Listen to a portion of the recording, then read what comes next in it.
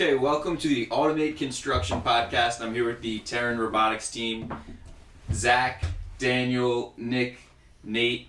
Can you introduce yourselves and your roles a little bit? Yep, my name is Zach Dweel. I'm co-founder, CEO of Terran Robotics. Daniel Weddle, also co-founder and chief design officer. Nick Ely, mechanical engineer. I'm Nate O'Donnell, and I do marketing and operations. So we've got the whole team in this box conversion. It's a mobile unit. Daniel built it. Can you talk a little bit about that? So this is the last tiny home on wheels I built before going back to grad school for architecture. This was built as a mobile venue, so it's set up a little more unique than others, but this side looks like a house, so it's our background today. I was going to ask you if, where from there you met each other, but you've known each other for much longer than that. Yeah, Zach and I met in student cooperative housing. It must have been like 2008 or 9 at this point. So first big project together was rezoning some property about a decade ago, and then came forward, and this has been the kind of current endeavor for the last 3-4 years. And a little bit of your work history. Yeah. I mean, I've been in software for a long time, but always doing kind of AI related work. Was doing energy analytics. Was also doing protein function prediction, and more recently robotics. But yeah, done everything also on the software side: front end, back end, web development, embedded development, all that kind of stuff. Yeah, you mentioned you worked at Intel. Yep. Yeah. I was at Nirvana for a few months. I wanted to work at a startup, found that place, and like 3 months after I joined, got bought by Intel. So everyone else was celebrating. I was like, I kind of want to work at a startup, but it worked out well. I got to do some cool work there at Intel. So you start Terran Robotics. What's day one? Day one. I mean, I think maybe day zero Sure. was us kind of hanging out in my office. There are a few of us also not present, just kind of brainstorming, thinking what. How can we bring robotics to industry? I had experience with robotics at Intel, especially kind of low-cost robots, and using reinforcement learning to control them. So we were looking at everything from agriculture to construction, how can we bring it to market? We actually interviewed a bunch of farmers, looking down that route, but it ultimately ended up where we are now. Mm-hmm. And what other how did you end up with that decision? What were the comparative factors of things that you found better in the pursuit, which we'll get into in a second? We haven't even touched on what you're doing is building autonomously with drones, so that's really sick. We'll get into. Yep. But how did you select the technology you would pursue? Yeah, so the initial goal was how to reduce the cost of living as much as possible. We just seen so many people suffering from having increasing cost of housing, seen so many places losing their vitality due to the increase in housing, whether it was here in Bloomington or out in Berkeley. I mean, everywhere we go, you see more people having to stop doing the things they love and make more money, take second jobs, that kind of thing. So that's kind of been the primary focus, and so then that's kind of where we got to the construction. Is 50% of Americans spend more than 50% of their paycheck on housing. So if you can reduce that, you can make a big impact on their quality of life. So then we were looking at, if we're going to bring robots to construction, the labor costs are going to drop significantly, and it's going to be primary material costs. So we looked at a bunch of different construction methods, which methods had the lowest material costs, and that's where we ended up with something like Adobe, where the material costs are almost zero, and the only reason people don't do it as much now is because there's so much labor, right? It's I think something like 90% of the cost of building an Adobe house is labor, in the US anyway. In other parts of the world where labor is cheaper, people do it more. But yeah, once labor has any value relative to the materials, it doesn't make sense. That's where the robots come in. So Nate, since you're the marketing guy, I'll ask you for the mile high depiction, the elevator pitch of the product. Sure, yeah. So housing is it's a multi-dimensional product in a lot of ways. It's meeting a lot of different needs. So we started from the asking the question of how can we reduce the cost of living as much as possible, and then that question kind of led to a series of other questions like what's important to people in a house. So the cost of purchasing a house is a big one. So probably our biggest banner benefit is that this material and with this method that we're developing of deploying it ends up being the lowest cost walls that you can buy. Nick, maybe you can get into more detail about the actual solution and what's going on there and how the build process will look and the setup process you guys showed me yesterday. So I guess one of our strengths with the drone is it's more like a mobile crane, right? We can take it anywhere. It's easily transported. It'll fit in a regular car trailer, right? So we can wheel it up in there. We've got a cart developed that you've got some good videos of that has the power supplies in the base of it, so we can literally just roll the drone out, take the drone off of the cart, and then we can plug the cart into AC power, and then it'll convert everything and power the drone itself. And we're talking about a big drone, it's a diameter of 6 feet or it's 8 feet. 8. From parallel side, it's and then corner to corner is 100 somewhere around in there. Somewhere in there, yeah. So it's a good sized drone. It's got 200 pounds of thrust. It weighs in around 70 pounds, so it could potentially pick up around 100 pounds with factor safety for being able to control thrust and steer. But I don't see us ever really picking up 100 pounds. But well, with your tiny home experience, the technology that was described, how would it be applied on a construction site? So my background's from stick framing, which is a pretty different approach to construction. As it's deployed on the site, though, if you're take a tiny home for example, or a small accessory dwelling unit, you mix them out of the material. You have a pile or some kind of basic extrusion that the machine can come in and pick up, set on the site, set on the wall assembly. That's step one. Just fluid material coming from point A to point B, and that's giving you a rough wall shape. And you come back with a secondary tool that impacts the side and the top of that wall assembly, and that's how you form the finished wall shape. Nice. Yeah. So when all of that comes together, what do you get? Yeah, the walls then are fairly thick relative to a stick frame wall. It's more like a concrete wall, something like that. And the walls are they actually hold moisture, so they regulate the humidity passively. And they're low cost. They have a lot of soundproofing actually. So it's with concrete, there's soundproofing in not letting outside sound in, but it reflects a lot of sound inside those kind of buildings. The Adobe walls that we build actually don't reflect as much sound as well, so it's even quieter inside. So there's a bunch of benefits like that of the walls themselves. This is a little in the weeds, but the concrete homes sometimes need cleverly placed routers to have Wi-Fi in every room. Does Adobe have that same kind of? Yeah, Adobe will have similar situation, primarily because of the water in the walls. So the water is what's attenuating the Wi-Fi signal. So the more water in the wall, the less, or sure, the more that'll be an issue. But yeah. So back to, I guess, kind of the early days of the company. How have you progressed, and what were some of the trials and tribulations to overcome from there to here, and maybe some of the ones looking forward we can get into as well? Sure. I mean, yeah, there've been a ton. I think even just the drone, the platform itself, we're now on our third drone. First one we got off the shelf. Quickly learned that wasn't gonna cut it. Built another one, and then that one wasn't gonna have enough thrust. We were kind of right at the edge of being able to pick up what we wanted to pick up, and so then we have this new one with a lot more thrust. It's definitely more than we need, so we don't have that problem. And then also getting power to the drone. So this drone is it's not battery powered like most drones you see.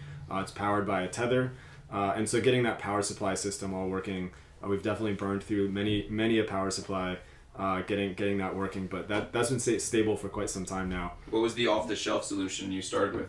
Actually started with a DJI Matrice Pro 600 or cool. 600 Pro, somewhere in Yeah, and it was too hard to, we couldn't get low enough level access to the controller. So like most drones, they're assuming that you're flying free flight kind of with nothing around, right? Mm-hmm. And so there's all assumptions about how much you can drift. When you say you want to be in a particular position, like how close to that particular position do you want to be? If you're flying a camera around, it might not matter if you're off by a few centimeters. It might matter more that you're kind of flying stably and smoothly. Mm-hmm. For us, we actually care less about being stable and smooth and more about really tightly holding that position. Mm-hmm. And so there's trade-offs there that just weren't available in the software of those kind of off the shelf drones. So yeah, had to do all that ourselves. Yeah, that makes sense. And so the software you're working with is pretty complex. Can you try to describe, I guess, your goals with that? Yeah, so the software, the basic idea is that it's kind of learning how to fly, right? So there's we have on the drone, there's a claw hanging from the bottom, but we could attach other tools, and so the flight dynamics are actually a lot more complex than just, again, a standard drone with static payload. Mm-hmm. And so what we started with is literally providing, or like letting the drone take random actions. And it senses the world, senses how those random actions affect flight, and learn what the dynamics are. And so as it learns those dynamics, it can fly more and more stably. Mm-hmm. So it's kind of like a curriculum, just like training a kid or training a dog. It starts out with like a very simple goal, and then kind of progressively make the goal more difficult, add more challenges as it kind of learns to deal with those difficulties. So what kind of early hazards are there, like the trips and falls? I mean, there were all kinds of things. I guess like one that was pretty fun actually was we would be training, it would be flying stably at night, staying up all night trying to get it working. It's working, coming in the next morning, and it's not working anymore. And it turns out the problem was actually that the temperature was changing, and so the density of air changes based on the weather, the humidity, sure, and the temperature, and so. Typically, in order to handle that, you would have to, do all the math to figure out yourself, like how does this affect the air density? How does the air density affect the flight? Mm-hmm.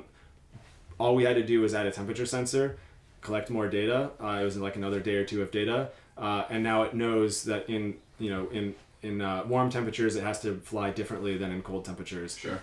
So we didn't have to change any of the code. We didn't have to model any of that stuff. We just give it more data. So stuff like that has been a lot of fun watching it actually learn how to deal with these situations. So Nick, while they're testing the softwares and everything, this drone is going up, down, sometimes maybe doing some things that are unpredictable. How does that reflect in your job over the past 2 months? Well, that was one of the important jobs that I started with, was how are we going to keep it from crashing, right? Early on in the training process, it was fixed between two cables, two fixed posts, so it could fly up and down. It had a little bit of forward and back, it could drift around a little bit to find and learn. And so my good comparison is when I started, it was probably around like a 2 to 3 year old, right? It knows how to walk, right? It knows how to stay balanced. It needs to learn how to run and not fall over, right? Because that's the goal.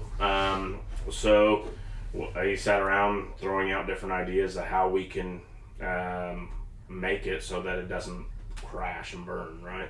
So I came up with basically 2 zip lines that we've got set up with off-shelf, or mostly off-the-shelf components, a few custom, and fall lanyards, so the lanyards can now retract. So my other concern was, like, if it's just on a cable and it's flying around, that then the cable would fall into a propeller, and that wouldn't be good either. Yeah, they're a couple $100 a piece. Yep. So I came up with retractable fall lanyards, and we modified those a little bit to where they work the way we want them to, but I'm not too worried about that. We're not using them for safety of people anymore. So, but yeah, that was my concern, was keeping it from being able to hit the ground, and unfortunately we've proven that it works. So yeah, I mean, that's all part of learning, right? You want to have training wheels and baby proof and all that kind of stuff. It's a similar idea, just like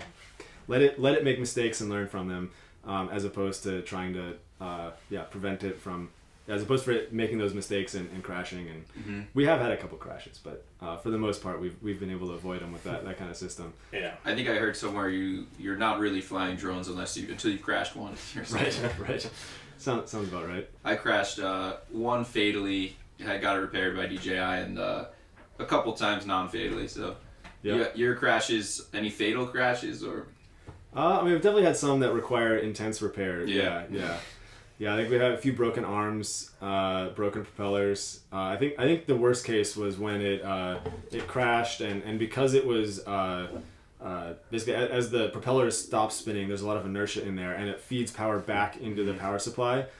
So like the crash not only destroyed parts of the drone, but it actually destroyed the power supply as well. So now we've like modified that to prevent it from happening again. The frequency of crashes has been decreasing over time. Luckily, yeah. I think it's also like, just to interject for a second here, like it's worth noting why we're developing a drone for this. Why we designed a drone for this application rather than like a gantry type printer. Yeah, let's specifically versus a 3D concrete printer, just because of the audience. It's so different. You guys kind of are very different from that, but you're also doing material deposition, so it's semi-parallel. So in contrast specifically to that, how do you guys compare? Hope in the future, what you expect it to be like, and Yeah. I mean, I think the main thing is that because this material, if we try to pump it, for example, we have to put in a ton of a lot more water to make it pumpable, then a lot more accelerants, all the drying chemicals. So there's a lot of issues with actually trying to get it pumpable. And so instead we're doing a pick and place. So we kind of short circuit all those trade-offs. The material can already be quite dry when we're putting it into the wall. It's still wet, but it can be quite dry. And so then we need more of a pick and place motion rather than kind of like the slow and steady gantry on like a standard 3D printer. And so I mean, we did look at a bunch of different systems, gantries and cranes and rovers, and just found that the drone is the lowest cost. It's easy to deploy, so we don't have to set up we don't have to have a crane to set up our gantry. Some of these systems require. We don't have to have perfectly flat area around the build. It can be actually, even our first build is probably going to be on a relatively sloped site. So like those are constraints that wouldn't fit with like most of the gantries. And yeah, we can deploy. Our current drone can be deployed in like half an hour by one person. So that's like definitely not. Definitely faster than most of the other. The dryness of the material you mentioned is a big one because pumping through a hose is a huge challenge that leads to all kinds of trouble. Sometimes they need to smash the hose with sledgehammers to get the material out. Sure. And being able to have the material drier is advantageous because then it cures stronger. So it cures stronger. It's much easier to work with. Like it's actually much closer to the more traditional mixes, so there's a lot better data on it. You're not kind of going way off onto the extreme end on the material science side. Like from day one, we can use proven materials. I mean, we're definitely looking at pushing those materials further in other ways, like adding more insulation and compressive strength, tensile strength, reducing seismic reinforcements that are necessary. So we definitely have plans to move in the material science side, but on day zero, we don't have to worry about that. We have a system that works. While these guys are working on the software and the hardware, what's the Habitat project you got going on? You're kind of working on lubricating that process. Yeah. So we've been working with Habitat now for a couple months, and we're hopeful to build a house starting, probably middle of this summer, maybe a little bit later. Just a single 900 square foot, single story, 2-bedroom house, a few blocks from our studio, which is super nice. And they've given us, a lot of freedom in designing kind of the facade and the layout, so we get to experiment a little bit with unique ways to deploy the earth on the outside, and then some built-ins and so forth that make our earth a particularly attractive product. You can go in, you can build your countertops, your built-in benches, and you get these like big value adds with like little cost at all, and they have like a unique, strong feel. We're also looking at using hempcrete for this first house, and that gets us to a code-compliant place for insulative needs. Yeah. We haven't done that yet, but I got good faith from those companies that they'll send a crew out, they'll work with us, they'll go through the entire process and make sure it works out. So Yeah. One thing I was going to add with using the drone over like any kind of pumping system or 3D gantry, our power consumption is way less than what a concrete printer, and especially, I mean, we're less than what even the pump is. Right. Roughly 5 times less, right? Like yeah, 4 or 5 times. I think compared to the pump, we're like comparable right now. So like our like prototype stage, like with the drone flying really slowly and safely, we're at about the same energy usage per kilogram moved as just a mortar pump. Gotcha. And it's very mobile. I mean, you could probably fit the whole system in here, even with the bed setup and the shower and the bathroom. Right. Yeah. Yeah, it fits in a small area. Yeah. The 8 feet by setup 18 time, inches. yeah. It's it'd very be hard tight. to get it through that door. Yeah. We can rebuild it in here. Yeah. But You generally need speaking, 8 foot the door. setup time and the time to break it down are going to be considerably less than a larger printer. But the energy cost is definitely worth mentioning, because it does seem kind of counterintuitive at first that a drone would be an energy efficient way to move anything around, right? It just seems like flight is not an efficient way to do things. But I think a couple of things that kind of help the intuition. One is that pumping mortar, like there's a huge amount of friction and a lot of mass you're pushing through those hoses, and so like there's a lot of energy to do that. But then also for the printer itself, I mean, they often weigh many tons, if not like 10, 20 tons. And so moving that around takes energy, and like slowing it down, stopping it, like that requires a huge amount of energy, whereas we're using something that weighs 100 pounds to move something light. So there's just way less overhead in the materials, or in the robot itself, right? It's like the energy efficiency of riding a bike with one person in it versus like driving a bus with one person in it, right? I mean, there's like so much extra mass for just carrying around that little bit that you're trying to build into the wall. Yeah, I'm eager to see a house built with the drone, or Yeah. a wall built with the drone soon. Yeah, for sure. That's definitely a top priority. Well, Yeah. even because we've also been asked about like, well, why not just use like a crane or something like that to take in place? But again, it's the mass of the crane that you've got to start, stop, move around all the time. So you've got tons of steel that you're moving to move a small object. It just, Yeah. to us, this kind of made the most sense. Well, to them, I got on board and I agreed. So. So once you're satisfied with the the drone's flight pattern AI, you'll have a joystick to control the I grabber? think the entire thing ultimately will be autonomous. So it will be able to see the pile of material and kind of tell it where the pile of material is. It can be autonomously picking and placing. There's cameras on the bottom of the drone to map the entire site, so it can see kind of what's the state of the wall right now, what's the state of the wall as it should be, where do I need to be placing more material, and then where do I need to be tamping in order to kind of get it exactly into the shape that's necessary. So yeah, the long term, I mean, in the next 2 years, say, it'll be fully autonomous. This summer, there'll certainly be some human labor involved. We just want to get a build done, get through the entire process. Yeah, proving the build system separate from the electronics is important. And just to give a little bit of context in terms of the timeline, because we've talked a lot about how the drone is learning, and it learns kind of like a human learns, and it takes time. But things are actually moving pretty quickly. I mean, about a year ago, roughly, actually not even, less than a year ago, we finished assembling the drone. I mean, about a year ago, Dana and I were like gluing carbon fiber together and soldering wires, which is not typically in the like marketing job description, but I was able to fill in that gap. And then we started training the drone, flying the drone probably in June, July of last year, and we had a few setbacks, and again we crashed more often than early on. Right. So it'd be down for a couple weeks, and so anyhow. Was that before you had the pulley system? We had a different system that wasn't as effective. So you were always It was using a some smaller protection. area. Yeah, it's always been in training wheels in a harness Yeah. of some kind. Yeah. But that being said, it just the reinforcement learning model just wasn't as developed, so it would kind of it would fly more erratically.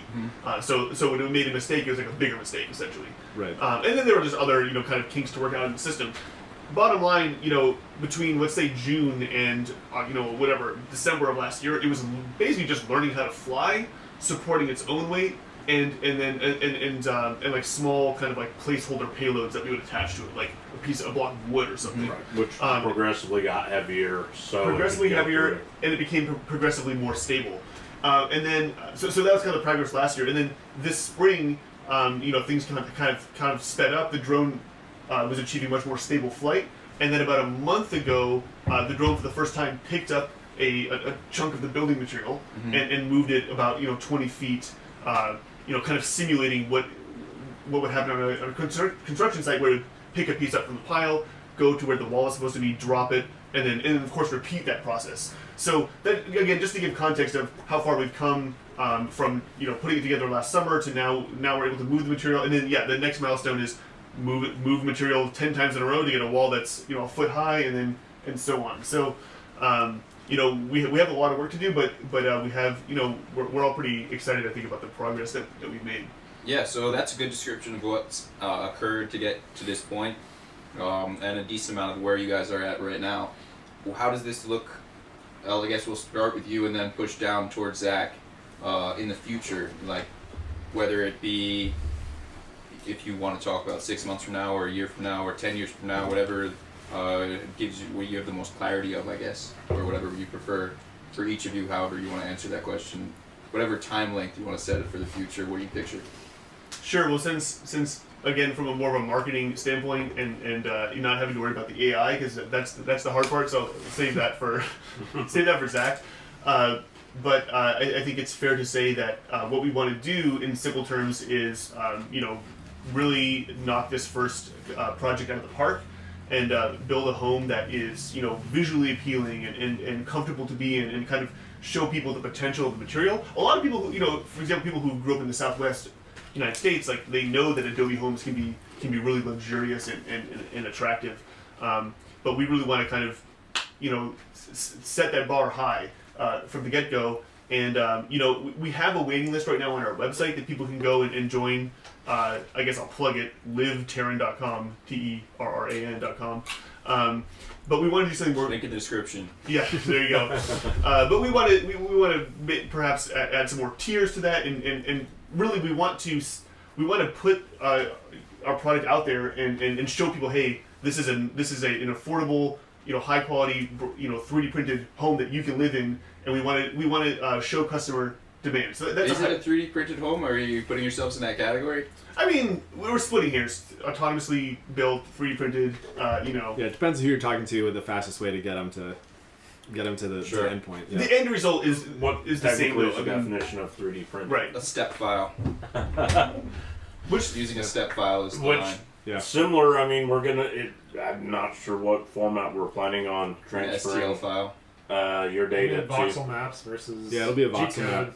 Yeah. I think you should differentiate yourselves and not be 3D printers, because the other printers, they look like 3D printers. They got a gantry system, Right. XYZ motors, stepper motors, and Right. Well, there's definitely no G code involved.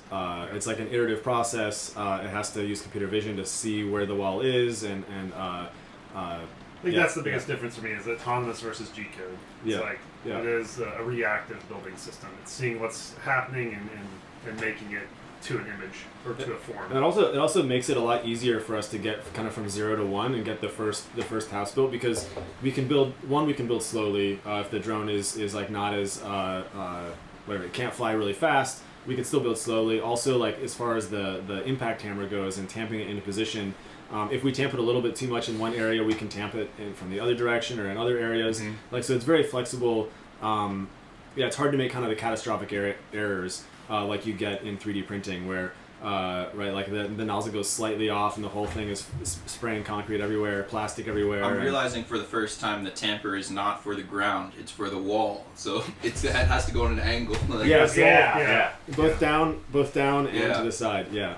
both down and to the side, and maybe other angles you decide to print Yeah, at or yeah. build at. Right, especially if we start Start doing getting like some columns, archways yeah. or something like that. Yeah, So, yeah. We're really excited to do more than just the walls. Mm-hmm.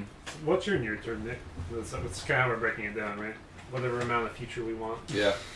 So Thanks for putting us back on track. We can get off track a lot. That's fine. Happens all the time. So I guess one thing that we talked about early on when I started here, and something that I've got all kinds of visions running around my head, is automating the mixing process, right? So while Zach's working on curtailing the hammer, or the what we're calling the hammer, our sculpting tool right now. Yeah. And there might be some more iterations that I do to that. Another design that we've talked about, or maybe multiple hammers for different angles, one for hitting the sidewall, one for packing it down. I mean, You'll have more iterations of everything. oh yeah, definitely. Next I mean, time and then the 4th generation drone, we've talked about that, but Right. I think one thing that's going to perfect everything about what we're doing is some sort of a intelligent mixing system, right? That Absolutely. as it have sensors in there that know the right consistency, because we are building with natural building materials, right? We got clay, some sort of a binder, straw, other materials also work, but in some sort of an aggregate.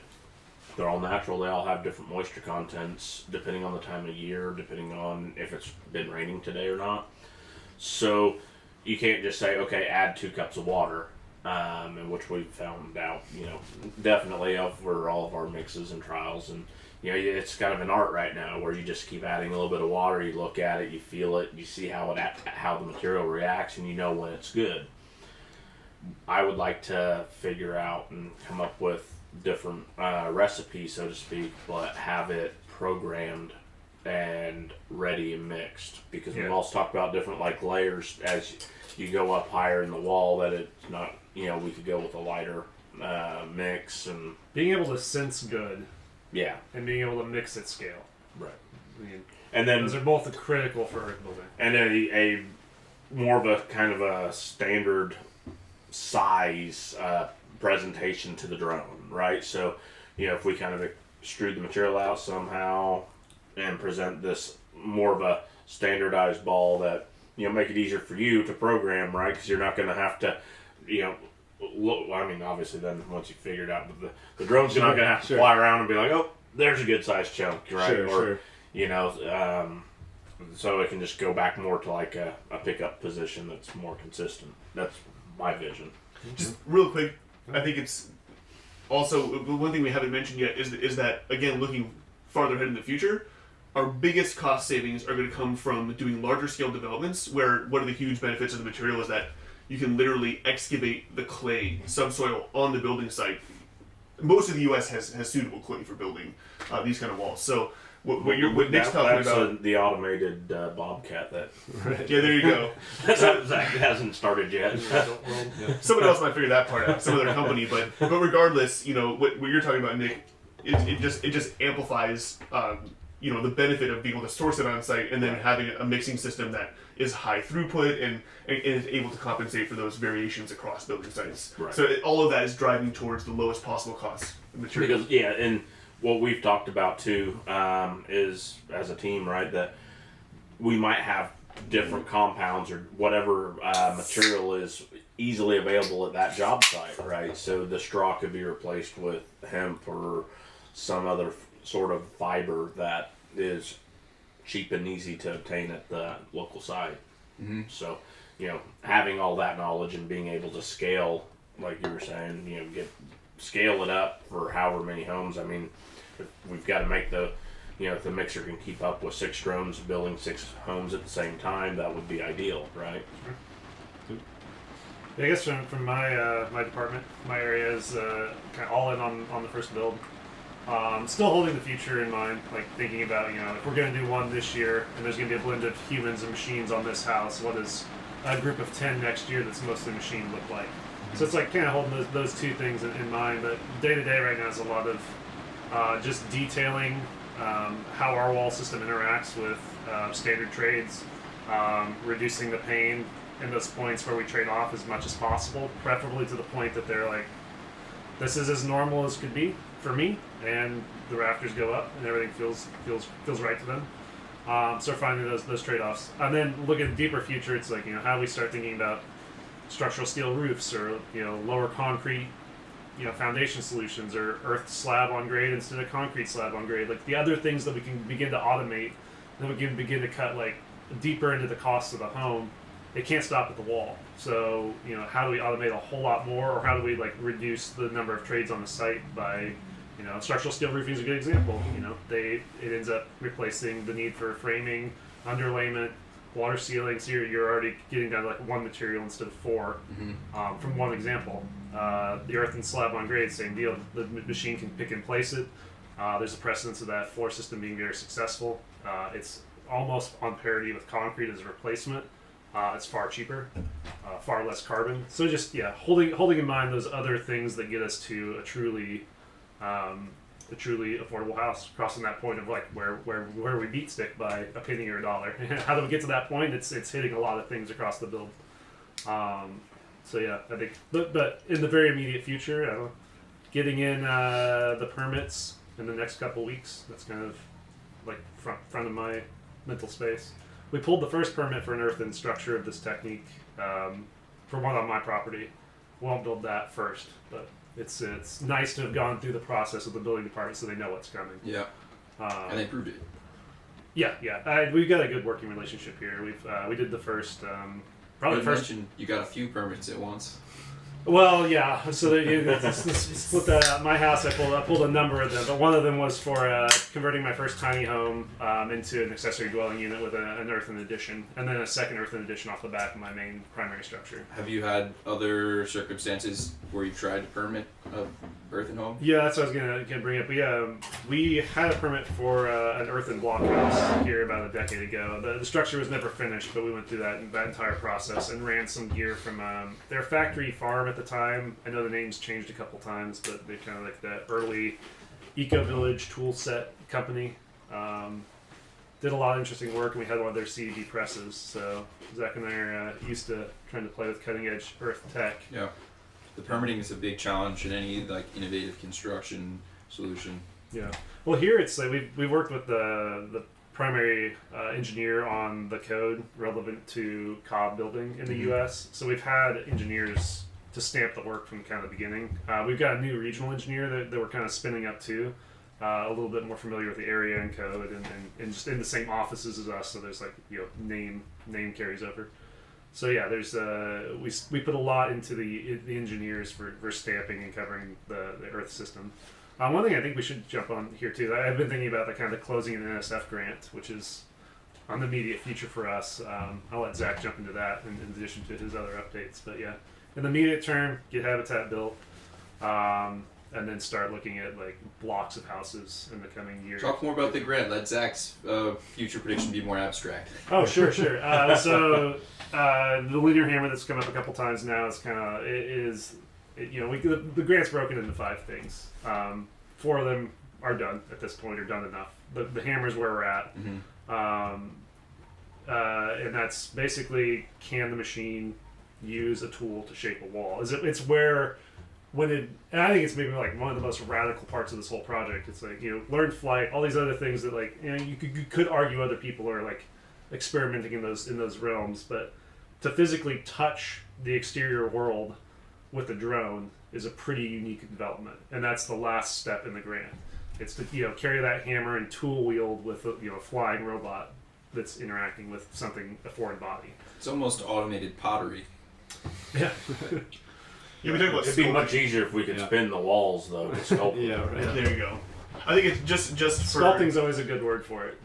Yeah. Yeah, the process does feel very similar to like what you would imagine a kindergartner doing with clay. I mean, Play-Doh. Yeah, I mean it's you get a rough shape and you make it more like what you want until it's how you like it. Well, and that's kind of like where we go with the impact hammer, right?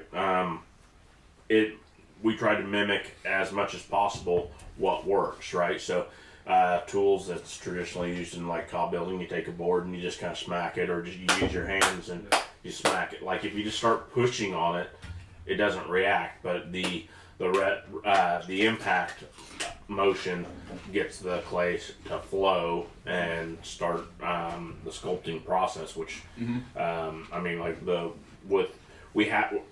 we've done testing with it handheld, right? So right now it's like a handheld unit. It's got a trigger on it, so you can move it back and forth across the sample walls that we built.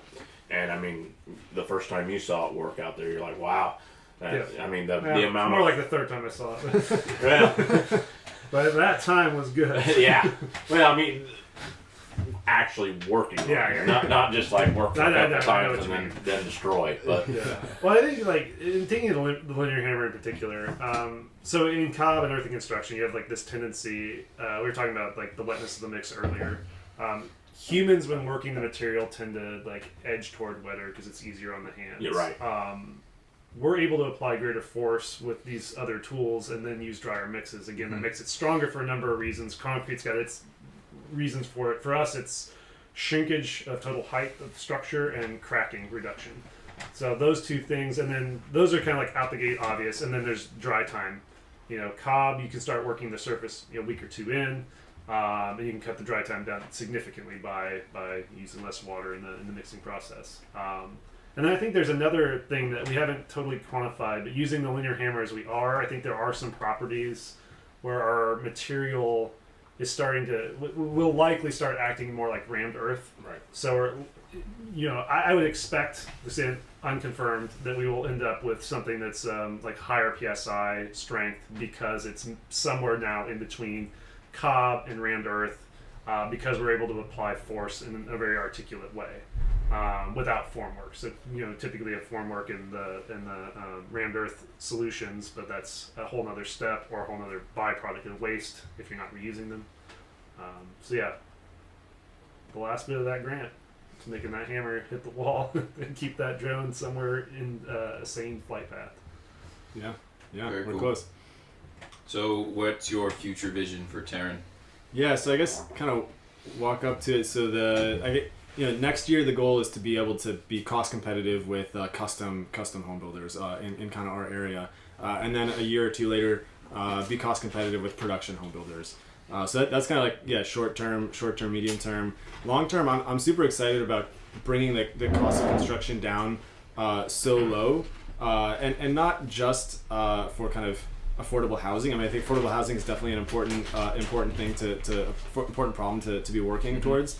But I'm also excited about once the material can be deployed cheaply, like what else can we build, right? I mean, when something becomes abundant, you don't just do the exact same thing you've done in the past. Like you get new things become possible, new lifestyles become possible, problems that you didn't realize you had, you can solve.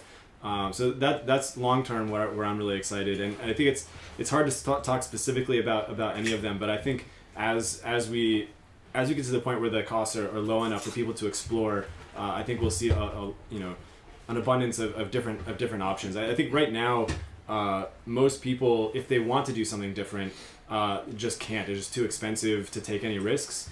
You can't afford to build your house in a slightly different way because you have to worry about your resale value and like the mortgage and all. There's all these forces that are kind of pushing everyone towards the same kind of house, the same living in the same kind of way.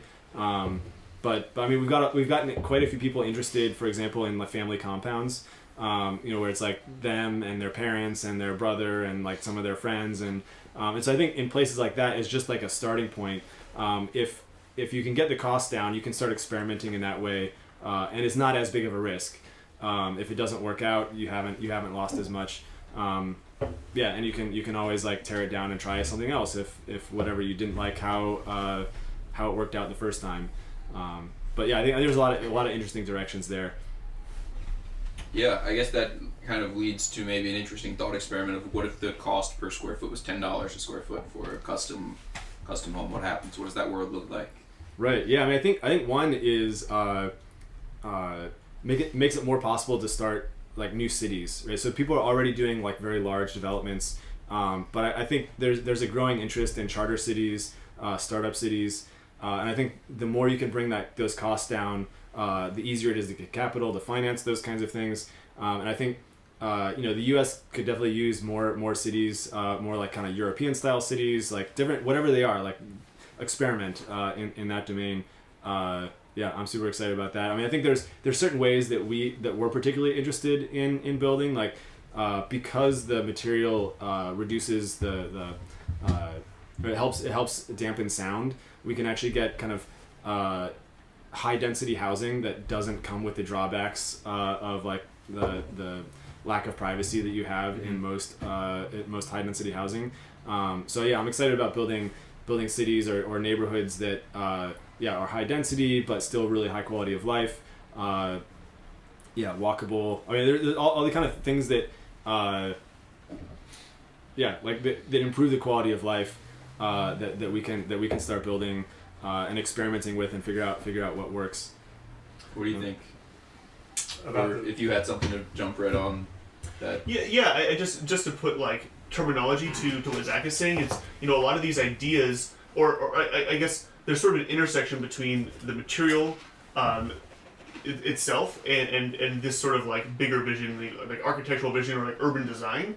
Like we're not coming up with these ideas ourselves. Like if you look, if you go on Google and you type in like human scale architecture, right, or like livable cities, or best cities to live in, in the world, obviously some people will prefer, to live in New York City with like in a high rise or something.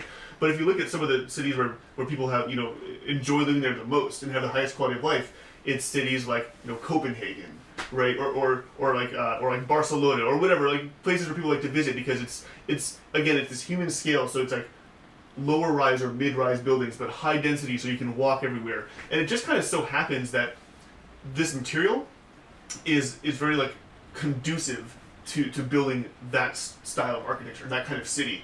And that's not really an accident, because I mean, kind of harkening back to like the original conversations we had, like I mean, Zach and Danny worked together to start an eco-village when they were, in their early 20s. And without going into that story, I mean, the cost Why not?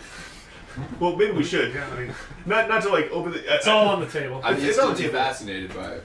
Well, suffice it. I'll let them talk about it. But just suffice to say that one of the problems in starting an eco-village is the cost of construction. But again, it comes down to this, like, what kind of quality of life do we want to have? And I think sometimes it's in the field of like urban planning, it's called the missing middle, or again, human scale architecture.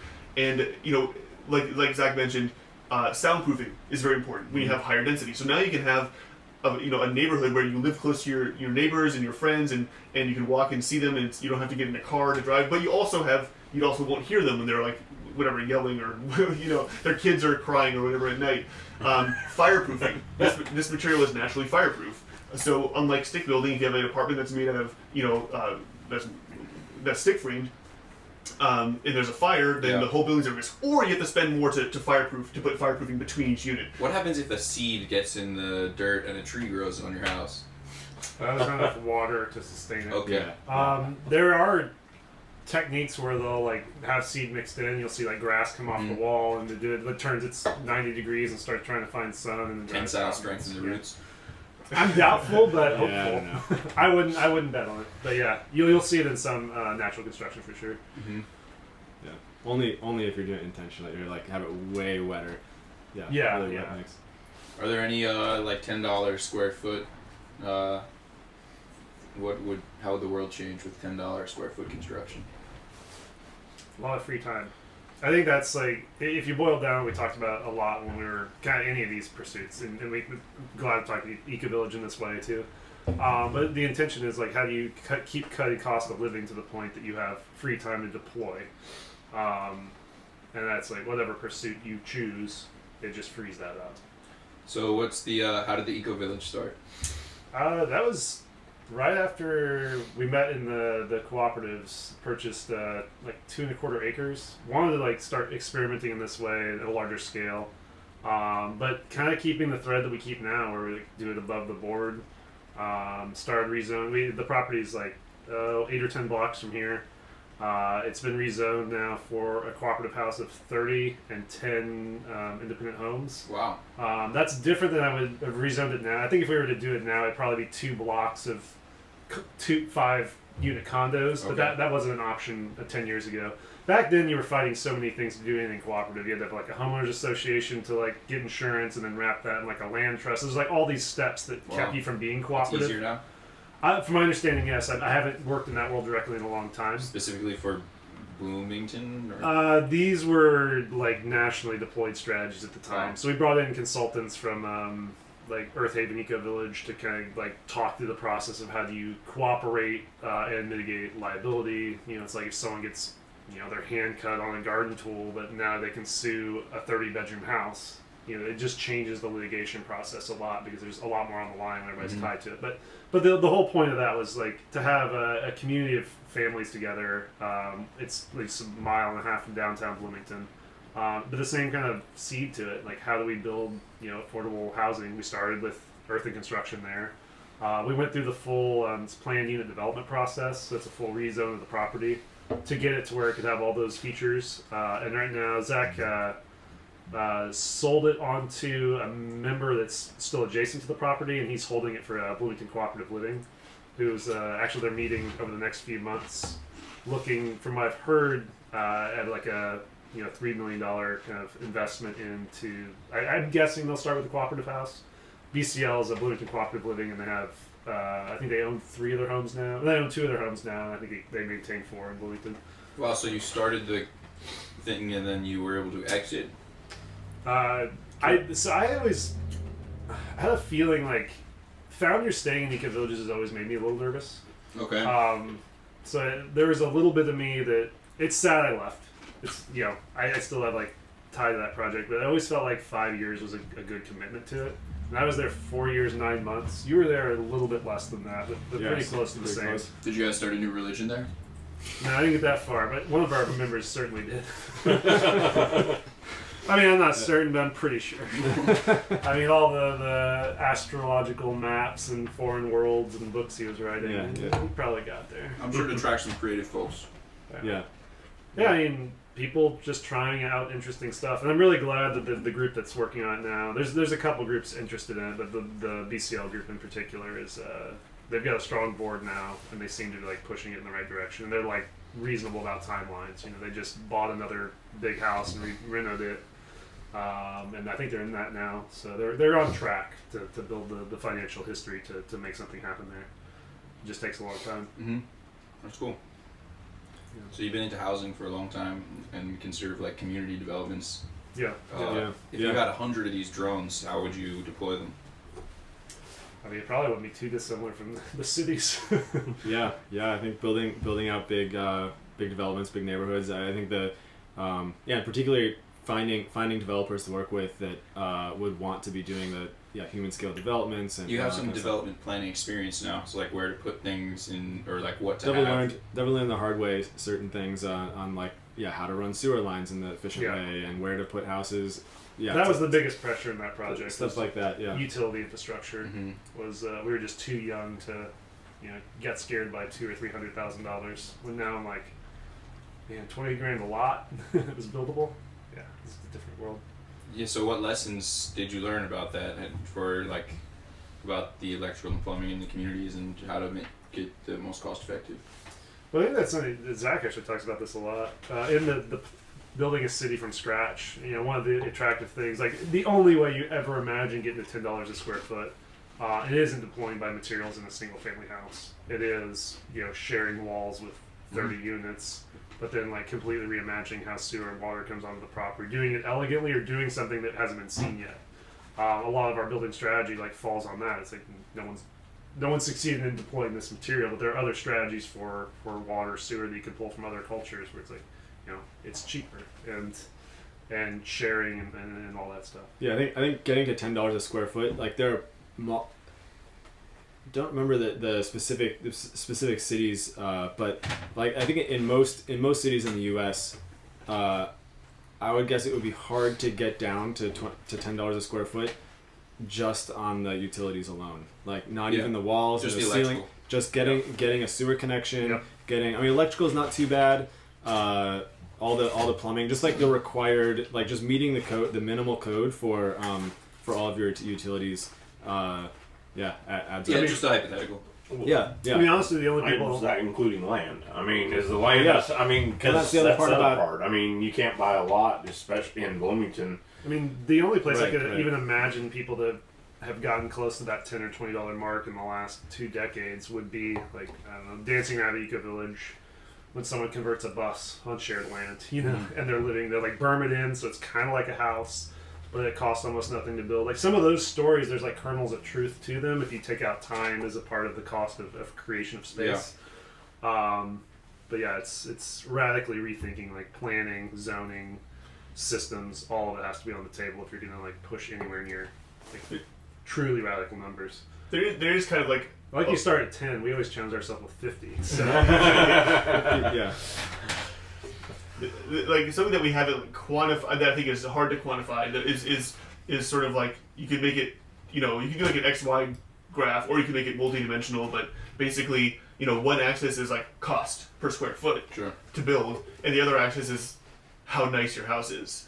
And I think what we're trying to optimize for, like, so at the extreme end, you can live in a like a tent. And I'm not saying that like as like an insult, because like there are companies out there like that manufacture yurts, right? It's essentially, I mean, it's akin to and it's tent. often $100,000 per tent to deploy these solutions to homeless people. It could, yes, it is. It could be. I mean, but just, you know, in fairness, like there's I think I just saw people like profit.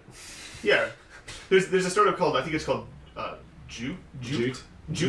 Or maybe Jupe. I think it may be Jupe, yeah. But they're essentially trying to do this. They're like, they have like ex-Tesla engineers, you know, designing like the world's, essentially like the best tent.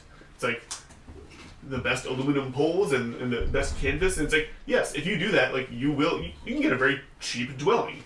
But then we're talking about the opposite of soundproofing, right? The opposite of fireproofing. And, you know, Well, so it's not gonna. You can't build that legally. you can't, It's not a legal dwelling. Right. Code compliance That's is another expensive. That's another dimension. Yeah. So there's the dimension of what's possible because of laws, what's possible because of materials. So I guess where we see ourselves is, you know, really optimizing at that somewhere on the graph where people are saying, I want the nicest home I can get for my money, and like I'm willing to spend, like maybe I want to get a house that's 20% less than market rate. Like I do want, obviously people are very price sensitive when it comes to home purchase, but they're also sensitive to, they want a nice home. So we're somewhere on that graph where we're saying like we want to make a really nice home for a substantially less price. We're not trying to make the world's absolute cheapest house, because that is a tent, you know. So just to kind of put that out there, but I think that it's I guess considering. that kind of leads into the question I ask this of a lot of concrete printing companies. I know I saw a stat somewhere that 80% of home purchasing decisions are done by women. So are there women that would be eager to go live in a Adobe home? We just had one last week. Someone just signed up for our waiting list, purchased a spot on the waiting list. They're a couple down in, they actually live in Louisville, so a couple hours from here. I think also like in the Southwest, where there's more of a history of this. I mean, there are a lot of people, couples, families building in Adobe homes. It's not specifically like this woman. So it's a couple. The wife was from the Southwest, and she was like, "Yes, like I want this house." Right. So for that reason. proving your statistically, you know, falling in line with that statistic. But then yes, I'm curious to know how many of the waitlist signups were for female versus male. Just Well, this that like, data. yeah. That'd be an interesting stat. Yeah. Tiny home certainly reaches both as in interest, and my 3D printing construction, my audience is like 90% male. Is that because it's mostly people imagining use of tools versus? Yeah, I think making if a I final was doing product? more house tours and stuff, it might be more equal. Sure, that makes sense. the way I look at the whole 3D printed housing, you know, the market for 3D printing homes is that no company has achieved true product market fit yet, and I think there's a lot of interest. There's a lot of interest in the technology, which again skews male. And I do think it's as simple as what you're describing. Like when more of your videos are, hey, this is an amazing, beautiful home with a walkthrough, then you're going to see more interest from people who are interested in the product, not the process. And your description extends past 3D printed construction into every construction technology. Yeah. There isn't a single one that's really cheaper than traditional yet, and all these software companies reach out to me. I can't stand software companies because they're just adding costs. There's no way your software is going to make it cheaper when it's $100,000 or whatever. Right. Not this, maybe AI software that's actually building stuff, but it has to do something. Something has to move physically at some point, somewhere, to build a house. Yeah, they were talking about drones that survey the construction site. It's like, well, that's useful, but again, you're not going to probably not going to reduce costs so that you need the drone to actually build a house. Yeah, and I mean there are utilities where you can prove that does save costs in a specific circumstance. Maybe it's millions of dollars, but also you need to train that person to use that thing and probably put in tons of data, clean the data, and upkeep it. So I never got successful at using any software to manage my company, but I always saw where it could help.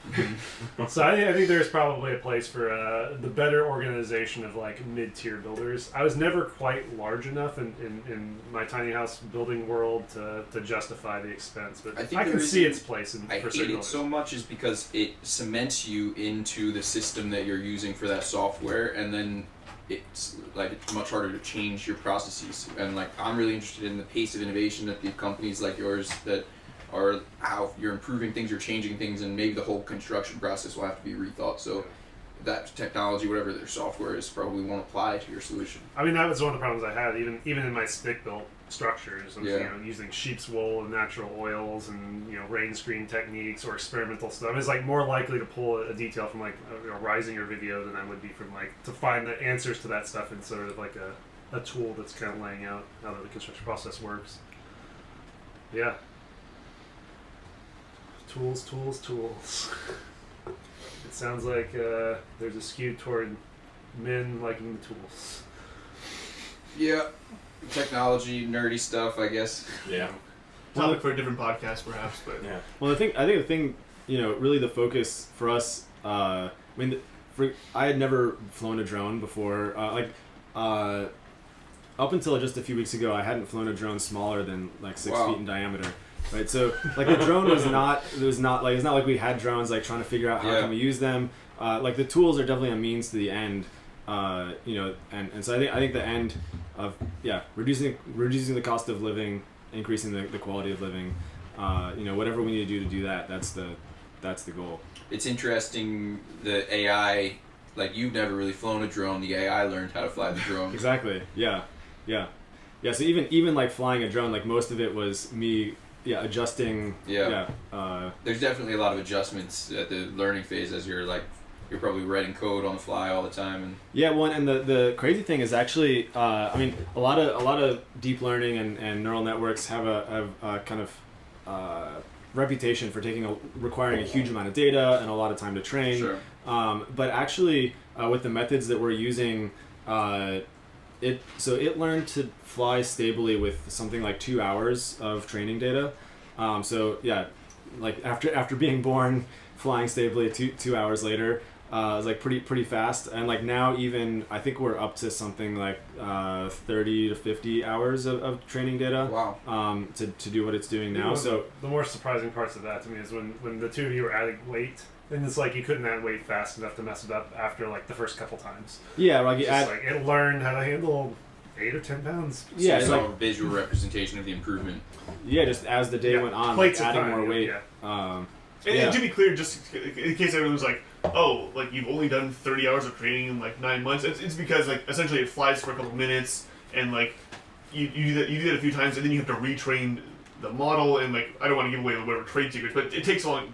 The computation takes a long time. So, most of the time is just in figuring out, the hardware side. Like, what are we, fixing it if something breaks, or like building new tools, or the actual. Especially now, the software has gotten quite stable. Most of the time is not in the software. Like the AI, like we give it new problems, it solves them. Actually, haven't had to really change much about the model in. 6 months or something. Even when we put it on the new tether system where we had the lanyards retracting, right? That applied different forces on it, and it dealt with it. It figured it out. 2 days, Monday. I guess it was Monday. Since it's traveling more, and we got the tethers right, and they were dragging across, and I was like, we got sharp rocks out there and stuff. I don't really want it shorting out and frying our power supplies. And they're supposed to be protected, but I don't want to test it out. Debugging physical things is more of the debugging than I think like changing the code. It's just responding to like real world stuff when you have an 8-foot wide machine that's swinging around in the air. just a lot of little. I mean, the last week was like a data pin in one connector was damaged, and it just took like you guys a day to figure out why it was uploading different. Well, and a lot of times too, it's very different. I've spent a lot of time in more traditional software, and there like it's more about. I mean, you can step through every line. You can really understand it. It's doing exactly. It's not doing anything that you didn't tell it to do. Yeah. Right. But now, like debugging a system like this and AI more generally, you really have to kind of like get in the mind of the drone. Like you think in terms of like how it's experiencing things, and there'll actually be bugs that.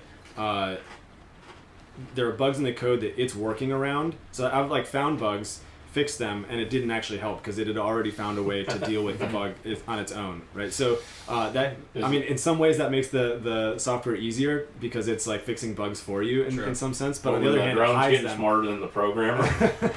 Yeah, it kind of hides the bug. Like sometimes you don't notice. It's hard to find the problem because it's working around it somewhat, or so it's just it's a fun problem, but it's it's different than just kind of standard classical software engineering.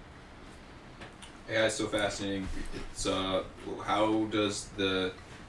are the next steps look like as you get that to build a wall? Yeah, so the thing we're working on right now is the tamping tool, and so we basically need to predict.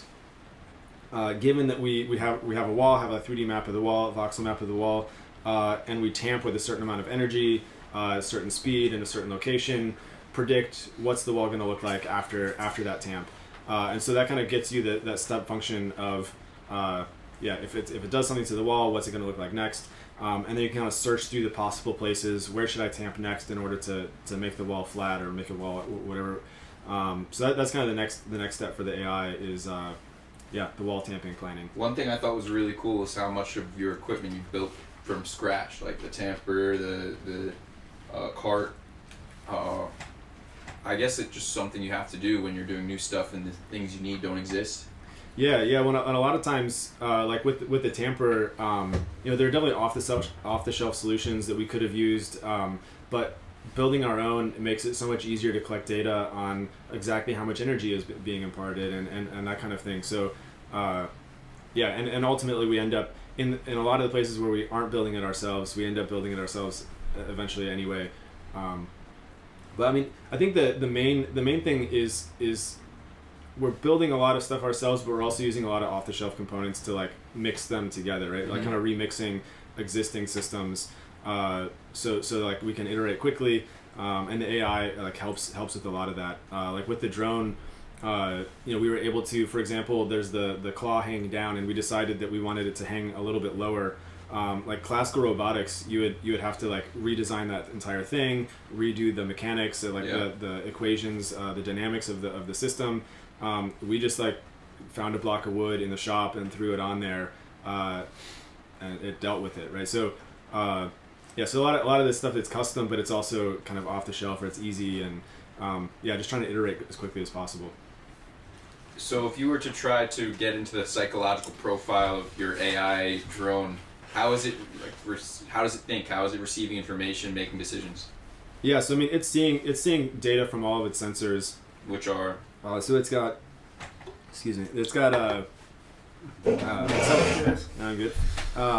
It's got accelerometers, velocity sensors, position sensors, and then angular velocity, angular acceleration. So it's kind of got kind of all of those kind of sensors, and it also has sensors measuring the strain on the harness. So if it's running into its training wheels, it can kind of detect that. Similar on the claw, it's swinging around. It's got sensors to detect how it's swinging. So it's got that, and it's doing that. It gets kind of snapshots from each of these sensors, and then it's just trying to predict. Given this is where I am, given that I spin my props at this speed, what's going to happen immediately next, and to kind of be able to predict what's it going to happen if I take these actions. So there's kind of those two steps. So it makes a prediction, and does it have a few different outcomes? And there's like quantum. Yeah, so it's searching a huge number of paths simultaneously. Got one more engineer to join the discussion here. Yeah, Just like that? yeah. Yep, you got it. What's up? Shit, what I Welcome. used to be. This is embarrassing. Yeah, I had the same Jared, nice problem. to meet you. Nice to meet It's you in the too. podcast now, so You're probably in the shot if you could stand between them. Maybe, yeah, you I want don't to know. squeeze back here somewhere, or I It's can. not an easy Stand problem anywhere to but solve. there, Sit but up not on in there. front of the cameras. Talk Yeah, about take over you, the but then you're podcast. just going to appear on the podcast. Well, you can pitch your fundraising, like plug stuff. He'll edit that out later. So, how was last night? Sorry to miss that. Yeah, You it was just good. black out? You don't know? Yeah. I could grab him the last stool. We could all be in the Yeah, there you go. together. I bailed out because I had a 3D printer fire at home, so got it sorted out. And Yeah, you're checking your he has like a security camera looking down at his 3D printer, which was printing like a tool organizer, a custom tool organizer that Yeah. he designed. And then we were both looking at it at the end of the day yesterday, and then just like, is that smoke? Like it was barely on the camera. Like the resolution was just barely good enough Yeah. to see smoke. yeah, I mean, you could see, looked like it was coming up from the back of the power supply. And I was kind of double take, and I was like, look, and then we were trying to figure out like if it's a shadow, cause Right. you know. And so then I was getting ready because I've got the smart outlet too, so I can shut the printer off, shut the power off from my phone. That's why I got the camera on it. So if something starts going screwy, I can. Well, it was offline for some reason, so I called my 13-year-old daughter up. I was like, "Ava, can you check the 3D printer? I think it's smoking." And she's like, So you were here watching the whole situation Yeah. unfold? "Yeah."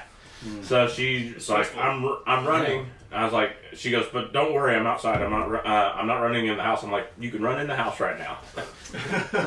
Just get to the 3D printer." So Put the fire out. she goes in there and she's like, "Yep, it's smoking." I was like, "Turn the power off." So she shut it off, and so then she watched it for me while I drove home. I was like, if it gets worse or keeps smoking, call me back, because had to pick up my son from daycare. But Yeah. Probably worth mentioning that like several of the parts, I guess particularly for the hammer tool, have been 3D printed at your house. oh yeah, like all of the parts on the impact hammer were printed in my house, as well as all the nests on the 3D on the cart, the Yeah. drone, and Just in case people think that we aren't like a scrappy start. I don't think it'll be in the shot. yeah, We are. yeah, all the 3D printing's done on my 3D printers at home. There you go. Thank you, but I don't think it'll be in the shot, so I think it's better yes, without sir. it. But it's okay. Everyone will still hear me.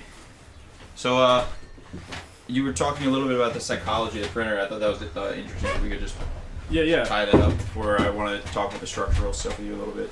Yeah. So I mean, the basic idea is it's taking the current state of its environment, predicting what's going to happen if it takes particular actions. So that's kind of the AI model. It's learning that those dynamics, and then when it's actually flying, it's searching through thousands of possible trajectories it could take, and trying to find the one that is most rewarding. So like similar to like training a dog, that you give it rewards for things that you want it to keep doing. So you kind of find some method for specifying what you want in terms of rewards, and then it just tries to find the path of actions that lead to the most reward. Very similar to training a dog or something like that. So, what might those rewards be, and how would those materialize? Yeah, so like one reward might be how you get more reward if you're near to the goal, the position that it's supposed to be in. One reward might be if it's stable, so if it's not like tilting a lot or moving around too quickly. Using less energy is actually a useful reward. A lot of times, even though it's actually a reward that seems to be used in biology often as well, like to just minimize energy consumption. Mm-hmm. It tends to be a pretty general. So you're just kind of tweaking those. Ideally, the better the AI system, the fewer rewards you need. Right? In kind of the worst case, you end up having to write a bunch of code just to define these rewards, and you've kind of in writing those rewards, you've actually spent more time than you would have if you would have just done it by hand or something like this. So by this point now, the rewards are actually quite simple. It's mostly just hold this particular position, don't use as little energy as possible. Yep. So, I'm sorry. Can you repeat your name and your position at the company? Sure. Hey, I'm Randall Pope, and I'm a mechanical / structural engineer. Kind of learning as I go on the structural side. In civil engineering, I'm more trained in mechanical, in architecture, but Do you have a PE? no, I don't have a PE. No, I actually work here in town at Cook Medical and Cool. kind of moonlight here with the guys. So, Yep. And so, how long ago did your role here start? I guess I got involved here about 6 months ago. Mhm. So I've been into this world of sort of digital construction, digital manufacturing for maybe 5 years.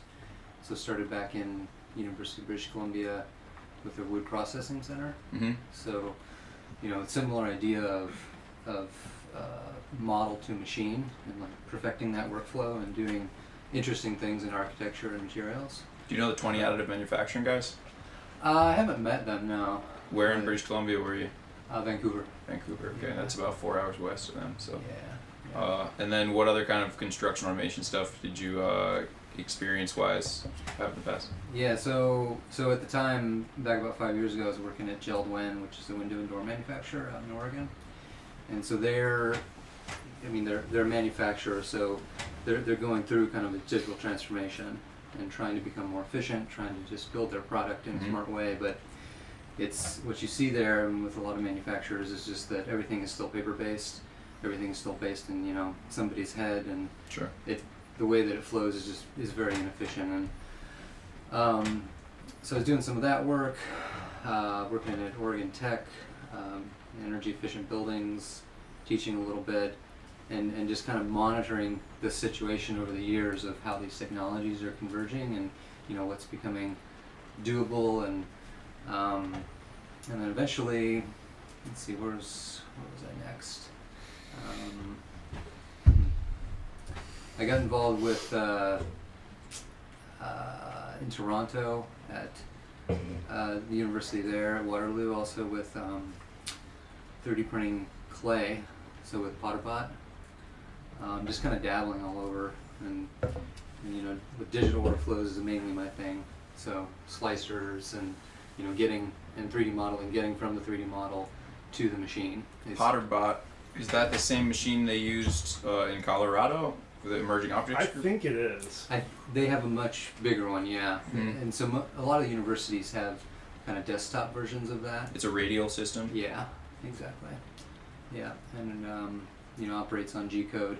And so from the 3D model, you just basically produce G-code from that versus the other spectrum of technologies that you're producing robotic code or G-code or I don't know what these guys are doing actually. I don't know what that code looks like. Voxel, evidently. Like Oh, that guy. voxel based, It's not yeah. these guys, it's Yeah, that guy. yeah, They're he's, just playing Wolfenstein. kind of we're all in a different discipline, but we trust he knows what he's doing, so we follow him. From what I've seen of the drone, it looks like he does. So.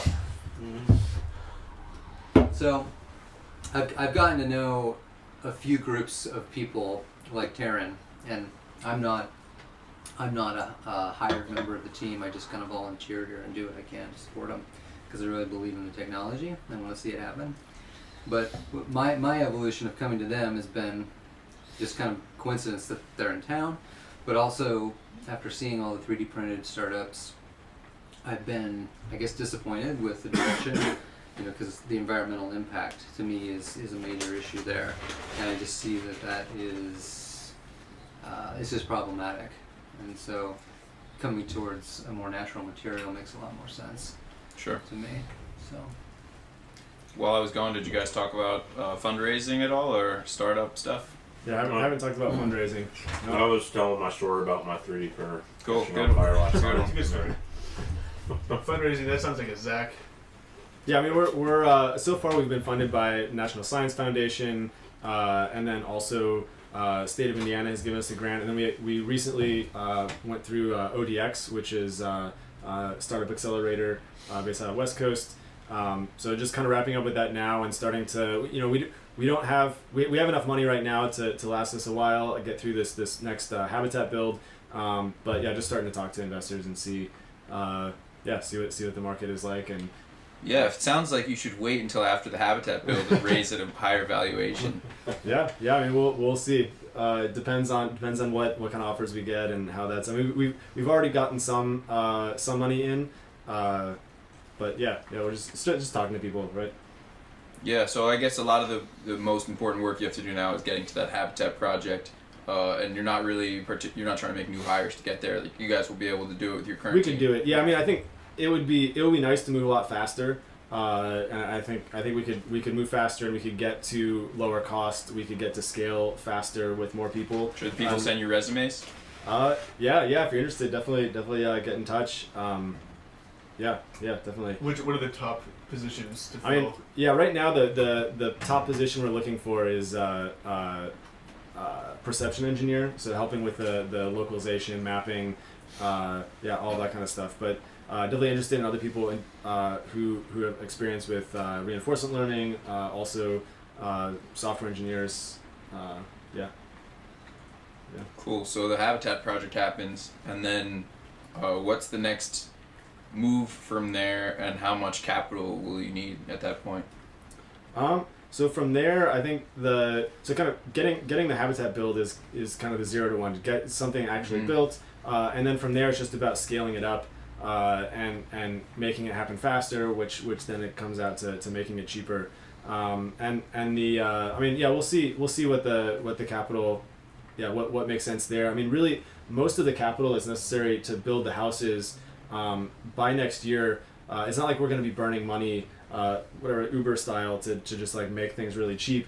Like we can definitely be, even with the habitat money, we're getting revenue in, and I think by next year we'll be we won't be making enough money to pay for salaries for the R&D to make it faster, but we will be selling homes for probably close to zero profit, just like trying to maximize the amount of work we can get done. But yeah, we don't need VC money to build the houses. We need VC money to build the houses faster and cheaper. Maybe there's a really big demand for earth and homes, and you sell at a big profit. Who knows? Yeah, I mean, there's definitely a lot of people interested. I think we have more people wanting to buy houses from us than we have capacity to build them. Sure. Including individual home buyers, as well as developers. Yeah. I mean, there's a lot of interest to overcome that amount right now. Right. Yeah, it's mostly just about moving quickly. I mean, we could try to bootstrap things and like just sell to $1 million home and kind of work our way up the custom home. But I think we're excited to hire more smart people and pay them well, and it's not going to make sense to sell individual homes to fund that. We want to get need VC money to get the ball moving faster. Do you spend a lot of time looking at other Adobe homes and earth and? Yeah, we've talked to a bunch of people, especially out in the Southwest, who have built homes in this way. Kind of learned from them how they build, how they solve certain problems. Definitely have people we call up. How have you solved this problem? What's the and because even though it is automated, like a lot of the ways they solve problems work well for us too. Mm-hmm. Spent a lot of time looking at just like other research projects that are building houses too. Coboj in Europe just finished their first home, and one of their leaders came on as an advisor to our group last month, and they're flying out later this month to visit the site. So this is our site, but they are doing code compliant European builds right now, and kind of going through their. So from like a building standpoint, a lot of time looking at details, how they're like solving problems, how they're meeting current code, how they're meeting current seismic, that kind of stuff. Cool. The details and figuring out everything around the walls is where actually a lot of the cost comes in. I think if you do that incorrectly, it can add a huge amount of cost, and like figuring out really how to streamline that. We've spent a lot of time. Yeah. Annie spent a lot of time. Coming from a building background, it's all about how you like deploy humans efficiently. If it's humans on a site, it still has to be efficient. So that's the mindset I have when looking at like detailing these houses. This is a structural question, I guess, but where does the roof rest on? Well, it's a load-bearing wall. It's a load-bearing wall. Yeah, there needs to be a load path, right through the wall and down into the foundation. Mm-hmm. But the detail on top of the wall is something that you can. Yeah, there's a couple options pretty straightforward, there. Yeah. though. Code has concrete or wood. We have wood or split wood, where we can use the middle of it as a chase for electrical. Mm-hmm. But yeah, it's exactly. I mean, Yeah, but from there, I mean, it's basically a top plate, and then you put. A top plate's the best way to think of it. 'Cause Yeah. that reduces the pain of the next trade. They're used to tying into a wooden top plate. If we put concrete there, then they're drilling into it's all foreign to them at that point. Most 3D print houses do a wooden top plate as well. Sure. Yeah. For that reason, I'm sure. It's just to make the next trade agreeable. Yeah, no, I think long term though, figuring out some of those details where we can save material, save a wooden top plate, Sure. eliminate it, simplify reinforcement. Those are some of the opportunities. And that's some of the stuff Kuoj is doing now. Is their Yeah. top plate is like a pretty lightweight.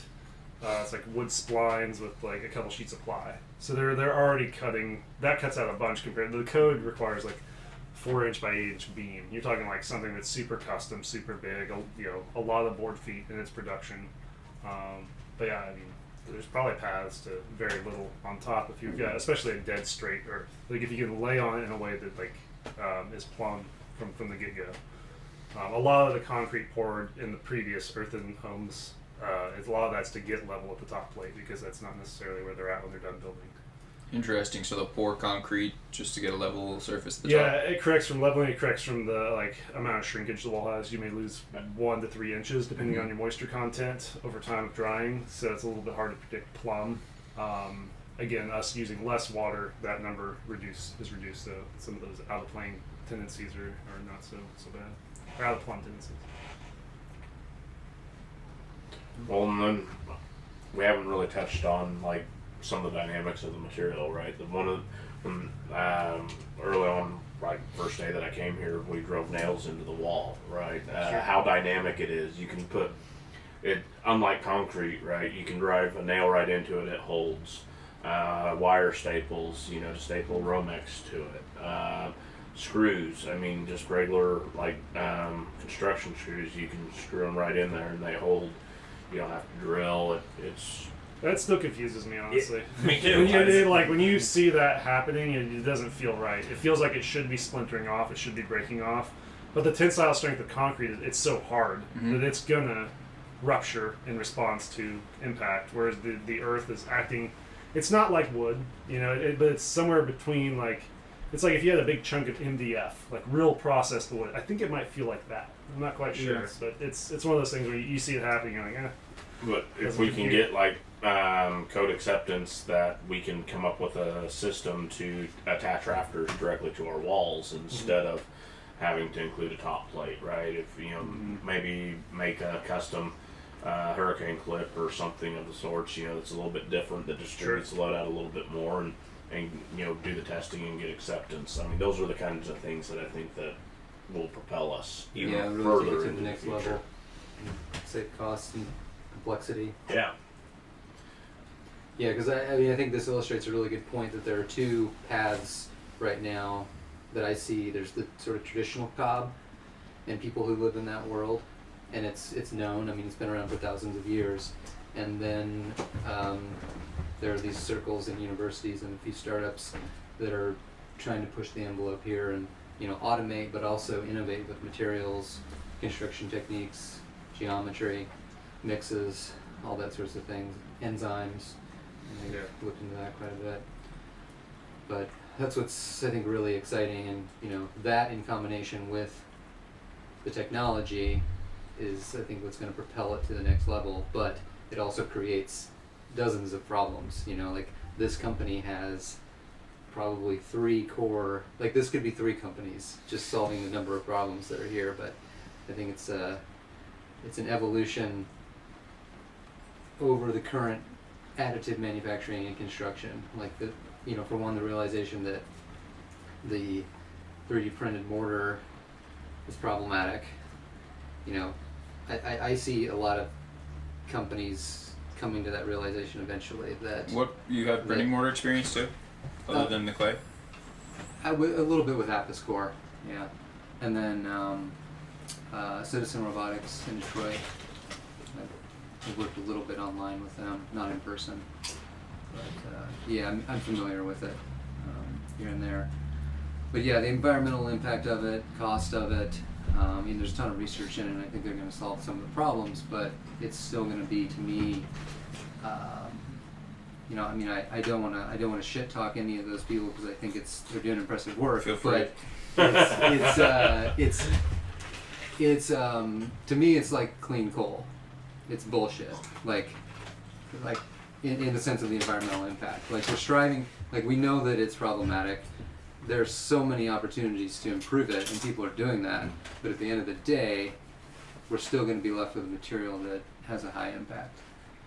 And you know, maybe if it's just a little less bad, it's acceptable. But I think a lot of people are going to come to the realization that we've got to go in a different direction.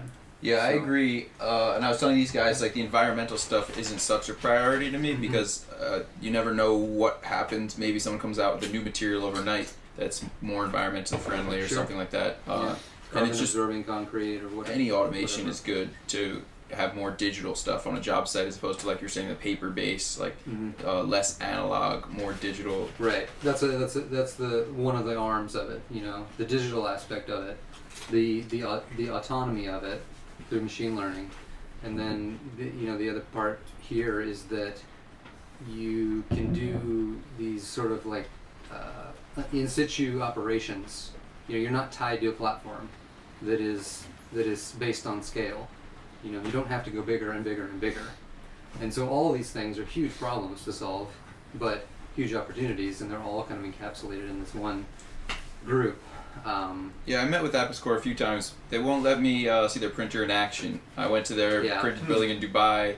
Often when you see a printer in action, there's challenges, especially if they're printing something new. It's not always easy. Did you see it going? Mm-hmm. And so, is there anything you can say about that? They did a little test wall that was probably like 10 feet long. How high? It got about a foot before something happened. Yeah, it was. So the particular issue, I mean, there's always something that happens. Yeah. But that particular issue was the conversion from the AutoCAD model, or the AutoCAD sketch. It wasn't a smooth curve. Sure. So their slicing algorithm, which I'm not, that's very closed off. I'm not sure how it operates, but something to do with the number of points in the curve, exactly, either having too few or too many. They thought they had a curve, but it was actually faceted, and so that caused some problems with speed of the printer, and then there was a lot of manual stops at every sharp point, so right. you know then you get pooling. There's if your feed rate's off, then you're getting pooling, you're not getting the right smooth curve that you want, and then you go back with the trowel and clean it up, and then it's even worse than a manual process at the end of the day if you're having that much cleanup. Certainly. But yeah, so I think there's a little bit of, with a lot of startups, there's a little bit of smoke and mirrors, and there's also issues of proprietary. I mean, with your position, I could maybe understand why they wouldn't necessarily want to show you everything. Well, it's a bad thing not to show anything because it's a sure sign that it's not going super well. Like, if they're printing something and it's cool, and like you mentioned something about your system, and you're like, yeah, you could show that, that's a strong suit of ours. And it just made me think, like, so many companies try to say, oh, we don't want to show you what we have because it's like so great, whatever. They would show it if it was so great because someone else will come up with it and they'll show it. So if you don't show it, they'll get the attention for it. And people who don't want to show stuff, in my experience, every time it's been proven that it just isn't show worthy, or they're afraid that it may be a mess or something may go wrong. But for me, I don't mind seeing stuff go wrong. It's a startup. It's innovation. Like, you have to break stuff to fix stuff and make new stuff. So there's always the impulse to want to hide, what's not going well. I mean, not just with startups, but like in life. Sure. But then it turns out, like, when you talk about audiences on social media or whatever media, people want to see the story, and I think people want to see progress, and it's like you don't want to get into that trap where you're not showing anything, and then you show something, and then people, they might not be impressed because they haven't seen how far you've come. Mm-hmm. So we're definitely not shy about how hard, like what Randall is basically like describing, like it's not just one hard problem, it's multiple hard problems, and we will have to raise a lot of money in order to solve them. So we're not shy about saying, like, look, we've done this, and like we think it's impressive that we've gotten here, and we want to get this far, and then we want to raise money, and that's when we'll really solve these problems. Like, we're not trying to do everything and have it all be perfect. Well, in that same breath, though, like, if there's a deployable solution, we should be deploying it.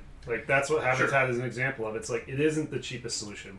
You know, it is more complex to wrap earth and hempcrete than to carry the R value inside it. There's a lot of reasons why that's a difficult problem, but we learn by doing. It's progress. And yeah, it's progress, and we're gonna figure out 100 different things from this build, and we're gonna have something to show for it. And yes, there's may increase valuation, may whatever it is. You can frame it a bunch of ways, but I don't want to be 5 years in this and have built nothing.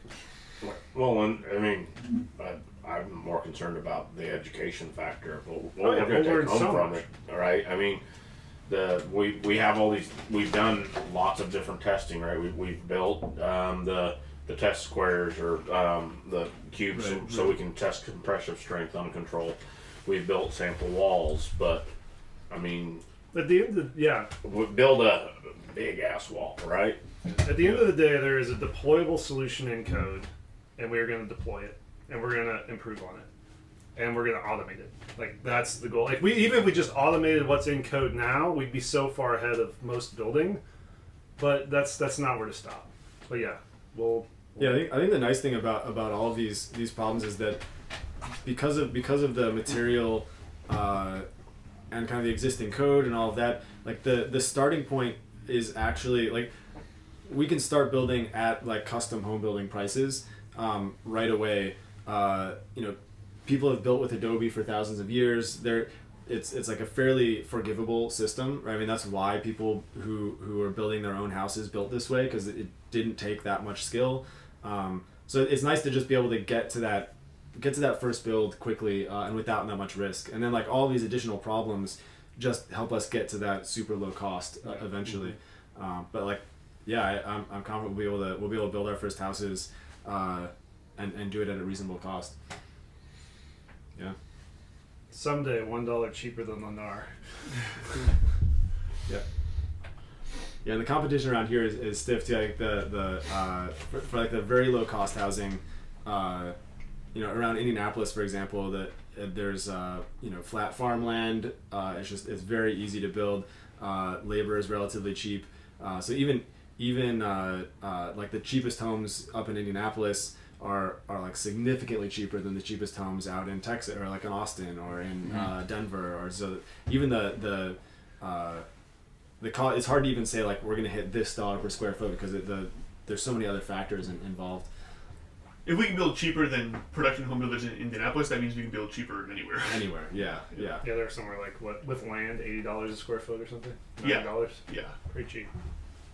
Like, yeah, when you're like 20 miles outside Indianapolis, that's probably the sweet spot. Because you get too far, you get down to Bloomington or any kind of rural area, and it gets more expensive to ship the materials, and you can't find the subcontractors. Like, you need scale and you need supply chain to build super cheap. So, in Bloomington, for instance, we're about an hour south of Indianapolis, and you can't buy a production home here. Like D.R. Horton and Lanyards don't build in Bloomington, so the price per square foot, you're not going to build a house for less than $250 a square foot, you know. So it'll make sense for us to compete in those markets, in this market where we are first, and then get the price down and gradually compete directly with the bigger home builders. You also have a lot more hippies here, I so they are a little more open-minded to God. think we can get the whole hippie market, I think we'll lock it down. including ourselves. Especially when you Yeah. throw in the hemp factor. Yeah, I think like half of the people on the wait list want like our walls because they're various eco benefits, and the other half is like, yeah, if it's lower cost and where it beat because I think that's interesting. Like some people, like they're opposites, right? I mean, some people is like, I don't care what my walls are made out of. Like I don't even know what my walls are made out of. But if you can build me a nice house, Polar opposite values, right? but you can still All choose interested in the product. same thing. Yeah. Well, and then you got the other factor of what we did to your property, right? Oh, Bulletproof houses. We got bulletproof walls. the I mean, prepper Yeah, mentality. I mean, or market share of. Yeah. Talk a little bit about that. What'd you do that day? So We can post. Maybe you can put that link. there's links. That's the only link you should have. I took some toys over to Randall's house and the wall. We had a test wall. About a foot thick wall built with these materials. Yeah, and we shot it up. I started with 22 and then went up from there, and just see what kind of damage we could do to the wall. I was actually surprised because as small as the wall was, I was afraid it was going to start fracturing and then crack. Right, that was kind of what was going through my head as I'm looking at it, because I'm thinking, more like kind of concrete or something. You're going to get some stress lines in there, and then it's going to crack. It didn't. I mean, we shot a 12 gauge. Would kind of make a little bit of hole in there. You have to throw some material out, and then where we've had the biggest hole, then at the end of it, we took turns going through with my AR with 223, and it took roughly about 60 rounds to poke a hole through it. Yeah, teeny little hole. Yeah. It's got to be, yeah. And we were at point blank. I mean, we were with 20 feet on everything. I mean, my Mosin Nagant that had armor piercing rounds in it, we were at 20 feet, and it didn't go through it. I mean, it went in the furthest, but I mean, and then I got some several friends that were like, well, what about a 50 cal? I'll bring my 50 cal over. So, I mean, there'll be another video. We'll maybe build another wall and maybe a full, full scale, thick wall like we would in an actual home, and see what it does. Because I mean, obviously, but I mean, for a drive by, you're not going to be worried about 50 cal. I mean, that's generally long distance. I mean, not going to be point blank. Are you worried about a drive-by?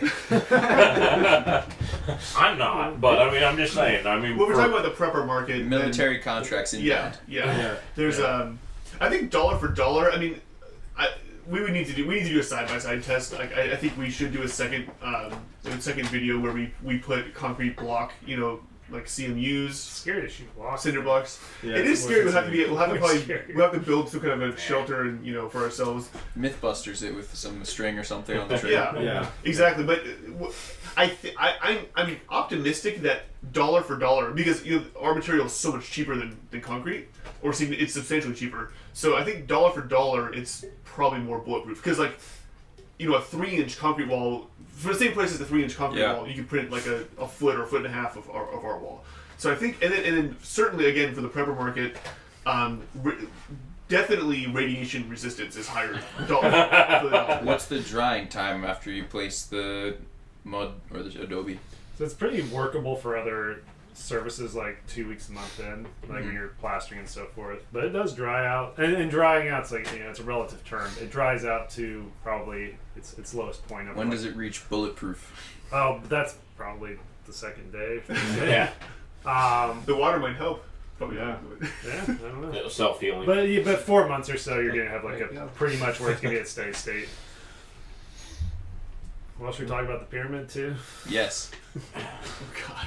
You have to do that. Go change into your pharaoh. He has a pharaoh costume. Keep in mind we're an hour and 45 minutes in, Yeah, so we can talk about this point. anything at this point. But what if there's people who skip to the end though? Because Then they'll find out about the pyramids. save the best for last. The people who listen to it backwards. Those Well, people. so I guess I'll just give a quick summary since I made the website and came up with the name, which are the most important things. Obviously, not the robot. The robot's just an afterthought. Well, you want to be a founder of something. Exactly. I wanted to be a founder of something, so We founded Pyramid Scheme. it's Zach's idea. It was Zach's idea initially to build. So basically, So you can take Zach down with you. yeah, exactly. I'm gonna grab on. Zach had the pyramid idea, you had the scheme. Exactly. Just We have put this Casual on it. Scheme Friday where we come up with ridiculous ways to do stuff. Yeah. This was one of those. It's a marketing. Yeah, it is. So long story short, Zach says, essentially like one cool way to show how cheap this building material is to build something huge out of it that would be way more expensive using conventional construction materials. And so a pyramid is the most obvious thing because what do you think of when you think of a huge monument? Do you think of a pyramid, like the Great Pyramid of Giza or whatever? So we started thinking like, well, how much would it cost assuming we're using this drone with this electricity cost and these material costs for the clay and aggregate, how much would it cost to build a pyramid that's whatever 1 foot taller than the Great Pyramid of Giza? So we did the math, and it ended up being, I think it was like what, $200 million, like even taking a profit for Terran to do the work. Yeah, like a very conservative estimate. Yeah. Yeah, so it ended up being pretty reasonable. 200 million. 200 million. Yeah, 1,000 drones 1 year. So if there are any billionaires listening right now, and you want a pyramid, your own pyramid. Yeah. I want the pyramid to never stop building. I want the robot to always keep building. It's a bigger pyramid. We can never stop. Yeah, I think that's important. Yeah. And if someone wants like some other like smaller monument, like they're definitely interesting too. Like the Ziggurat of Ur is one that I'm partial to. That was also actually built with Adobe originally. It's like many thousands of years old. The Hoki mounds in this region are all Earth-based.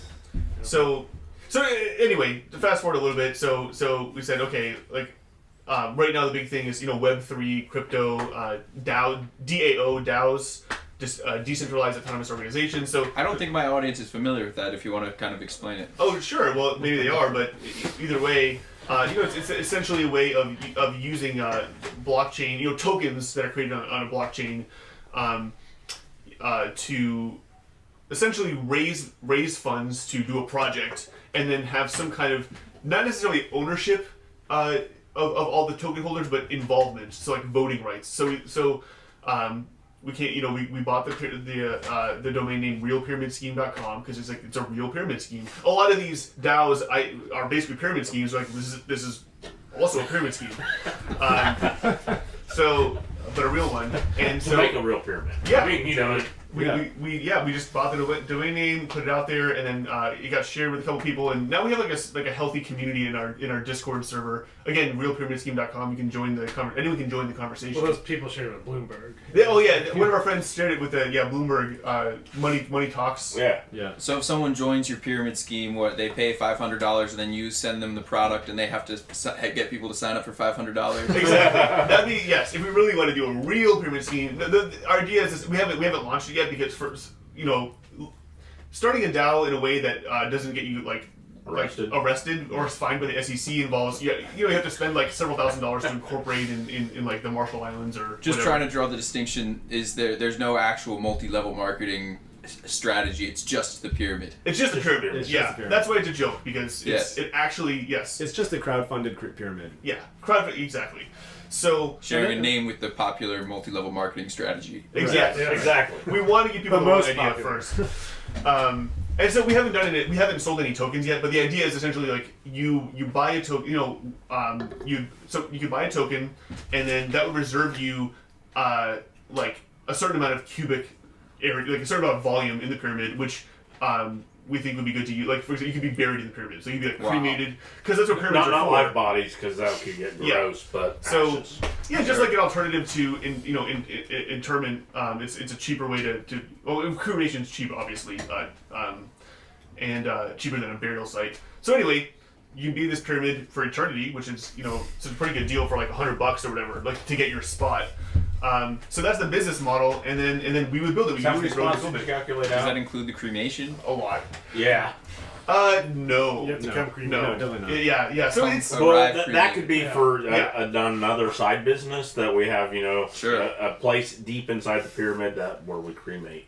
right. Well, the thing with the DAO is that a lot of people, people get interested if there's some direction to head. They can kind of head. All the math Right. for the solar gain for cremated bodies is on the DAO page. Very nice. Yeah. And I think each shaft holds 30,500 bodies worth of ashes, which Yeah, is it's 9 acres of cemetery.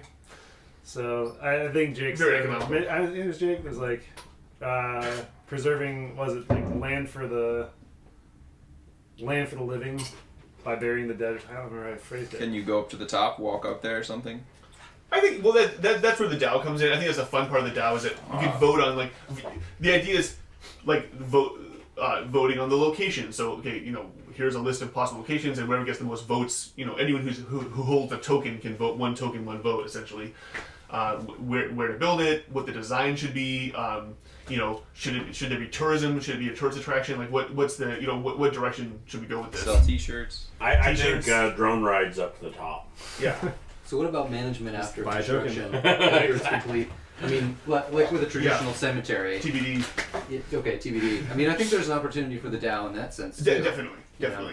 Yeah. It had to be a nonprofit in order to, again, because of SEC regulations. It had to be a nonprofit. So Okay. there would never be a scenario where you could like distribute, say like, okay, there's profit from tourism or there's profit from burials, and now we're going to distribute. It would still be all recycled back into the DAO. But you could pay salaries. You could have someone who's like the cemetery, you know, We've thought about this a lot. like a mortician or something. Yeah. Well, you know, pay and also pay for the electricity that the drones are going to use for the drone Exactly. rockets.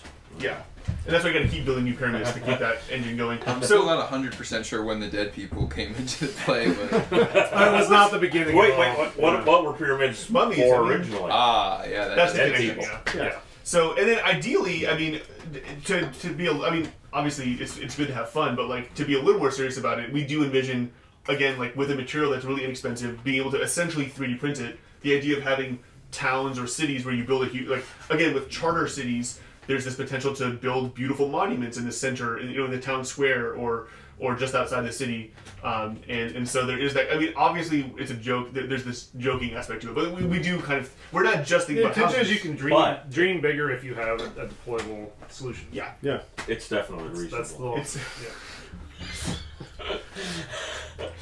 there's and I don't know if this is kosher to mention or not, but there is one charter city that Zach has been involved with, talking to, and recently one of our employees who's not here right now, he's in California at the moment, but he wrote kind of a manifesto about kind of describing, you know, how the material that we're deploying is kind of amenable to building cities that are essentially human-friendly cities, where people want to live.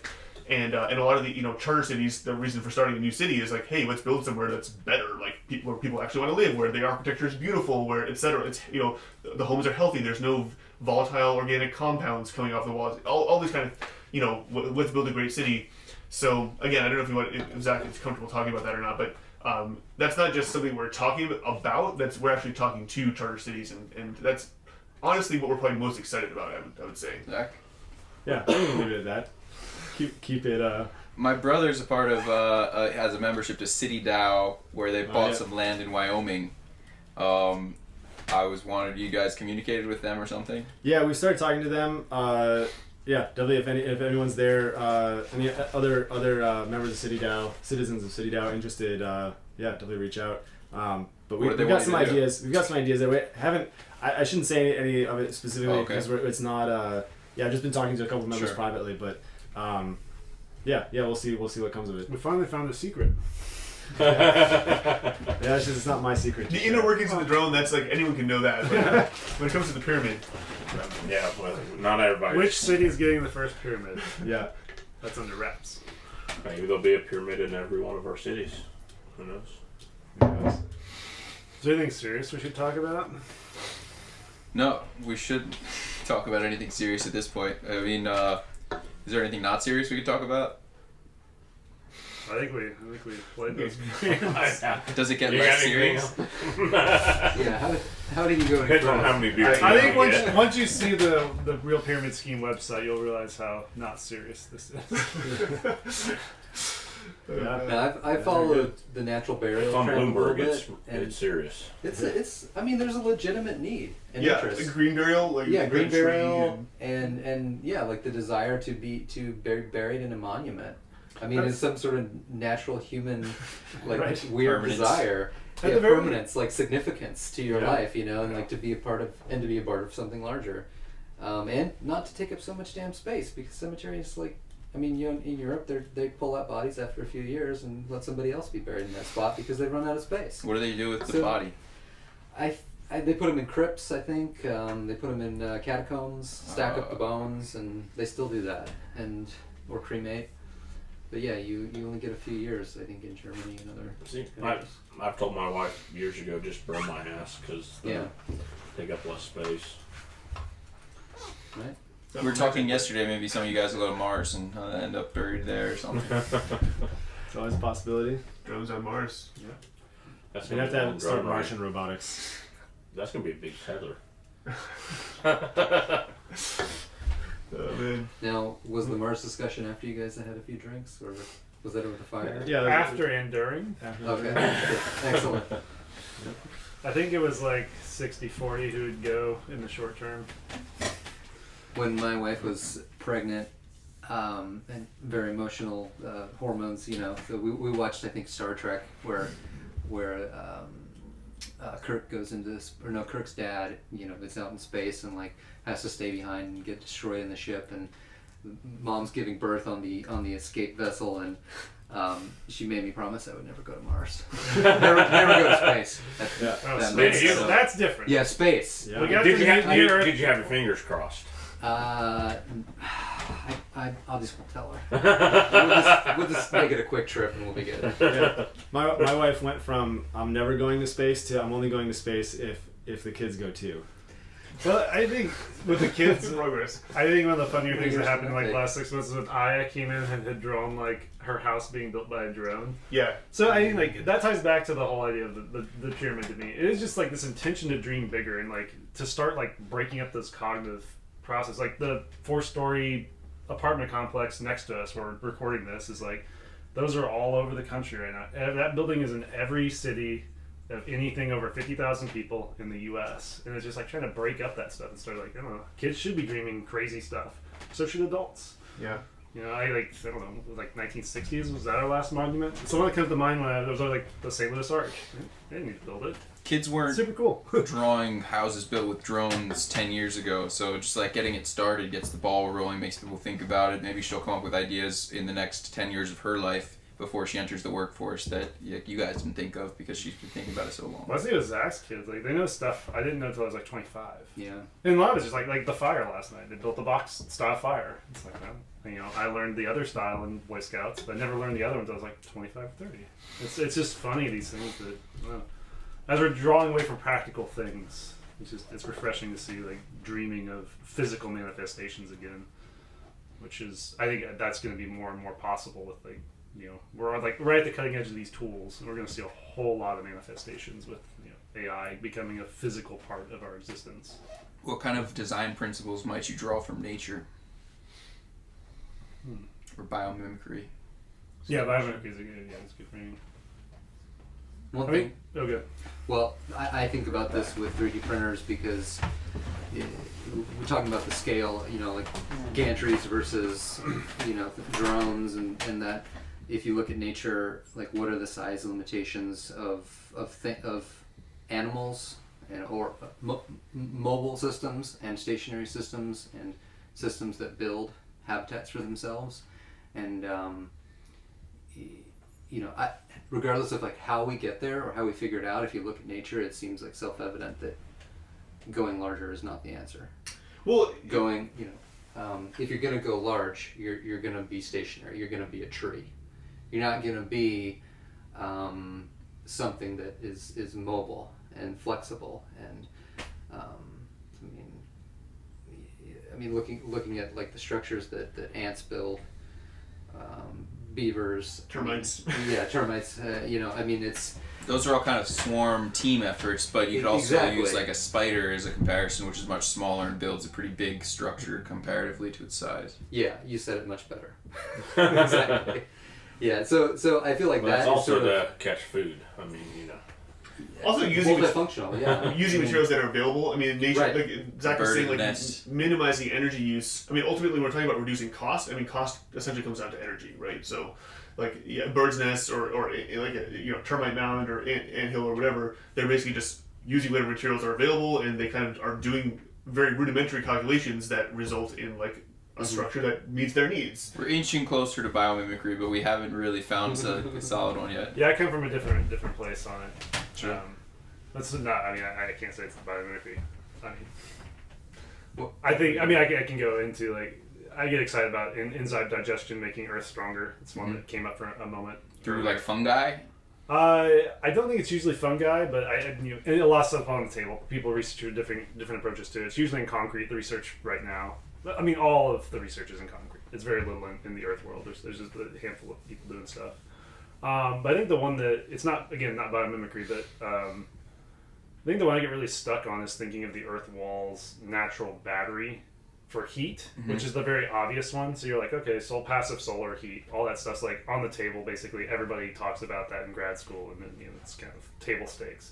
The one that really gets me is the humidity battery of this type of material. That's where my brain starts to like shift. Be like, oh, this is so radically different from anything else. And the amount of like water it picks up and holds in the summer. It's hydrophobic, so it's moving that stuff out. There's a hydrostrophic, it's moving it out evenly through its body, and then you basically have good humidity the entire winter because you had humidity in the summer. Which is healthier. Yeah, it's just that it's a healthier home. So in a lot of ways, I think. Unlike pouring all the energy and electricity into your home to get the humidity out in the summertime, right? Your walls are absorbing it. And then in the wintertime, you got humidifiers, you're pumping energy into there to get it back up. But I guess, at the end of the day, yeah. I mean, that's how we handle it now. Is we build some tight envelopes and we turn over the air with the CRV or something else and try to approximate these things. But if you use the more natural material you use and the closer you keep it to natural, the closer it acts in a way that is good for humans. Mm-hmm. And I think that, in terms of biomimicry, that's an exciting way to think about it. The Earth like lives with you in that regard. It's like it stays at the right, everything for comfort. That's fascinating. And the thermal regulations, so humidity regulation, I think is that's the one that surprises me.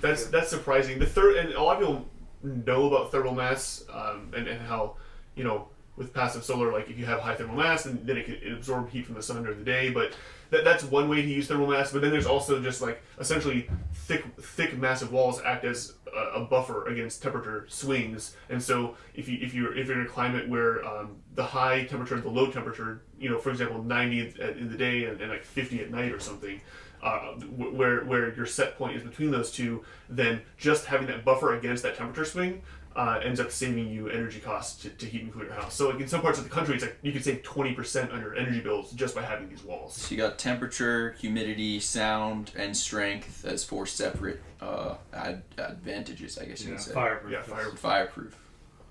Strength, the bulletproof, or throw bulletproof in there too? Yeah. But in that question, like trying to pull it back, I always think of biomimicry as more of like a design philosophy than as like a practical, properties of the wall assembly.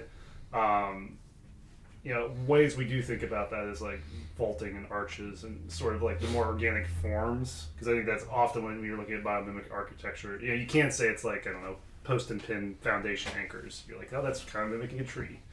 But when you do get into the more undulating shapes, these materials give you a palette of things that do feel more natural in their aesthetic or more biomimic. Yeah, the geometry and placement of the materials. I mean, if you look generally at natural structures, they're often cellular, foams, things like that.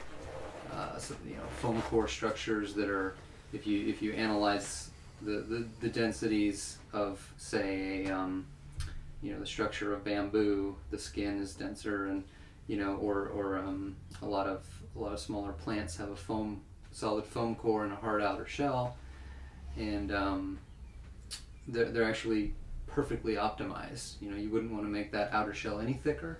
You wouldn't want to make the foam any thinner. Like, they've evolved over time to be extremely efficient at the placement of materials, and that is another opportunity here. Is dealing with a very heavy material, but the cellular structure of it, whether it's becomes more like a foam or whether it's has different kinds of fibers, or just different geometries in the lifts of where it's placed. There are a lot of advantages, for biomimicry in that sense, but no specific examples, I think, at this point. It's just a general principle. Yeah, I wonder if you built a community, like, what if you modeled it after an ant colony or something? So the rooms were like similar to the entrance and the garbage room and the whatever eating rooms. Yeah, I think probably the optimal form ends up being very similar to ancient architecture, where they were also using massive walls. So a lot of times then they're either using Adobe or they're using stone. So like if you look at like ancient Greek cities, or like a lot of old European downtown areas, like old towns, or I really like the design of some of the South American ancient cities. So I think in a lot of cases they were actually designing with similar constraints quality of life, and they have a lot of mass and a lot of labor, and that's kind of what we're gonna have too. Like the Aztecs and the Mayans you're talking about? Yeah. So I mean, I think there's different cultures approach it differently. Yeah, Mediterranean seaside is stone. Yeah, Mediterranean seaside is another example. Feel like Bangladesh is earth. You know, it's like you see these typologies over and over because their materials are similar. And it's just an ever-connected city of no more than the 3 or 4 stories at max that, you know, these reinforced mass building assemblies allow. Yeah, a lot of times you end up with high density, but you could still have like courtyards, that kind of thing. So that way you still get some outdoor space, but it's more private. But yeah, a lot of those cities were designed under similar constraints. And they're dope. And people love being there. They're some of the most expensive places to be. Yeah. I wonder how many are hidden under the roots of the jungle. Yeah, I think a Really lot. good number. I mean, what is it, like a third of the world's houses are earth right now? Something like that? It's It's a hard number to pin down, but many more. Like living in the U.S., It's not a third here. it's not a third. Yeah, you would assume Definitely like, but in the rest of the world, it's whether it's a quarter or 20% or 30%. Hopefully I get to where- it's substantial. Yeah. A third of my square footage of my house is earth. That's my goal in the next couple of years. That's a cool point you bring up, is that it doesn't need to be the only material you use for the walls, so you could have a lot of glass or some other wood or something else along with it. Well, we were talking the 3D printer, a guy buying a 3D printer here, and I think there's a short-term solution from his equipment that solves a problem from the grade beam to the bottom of our wall, because we need a tapered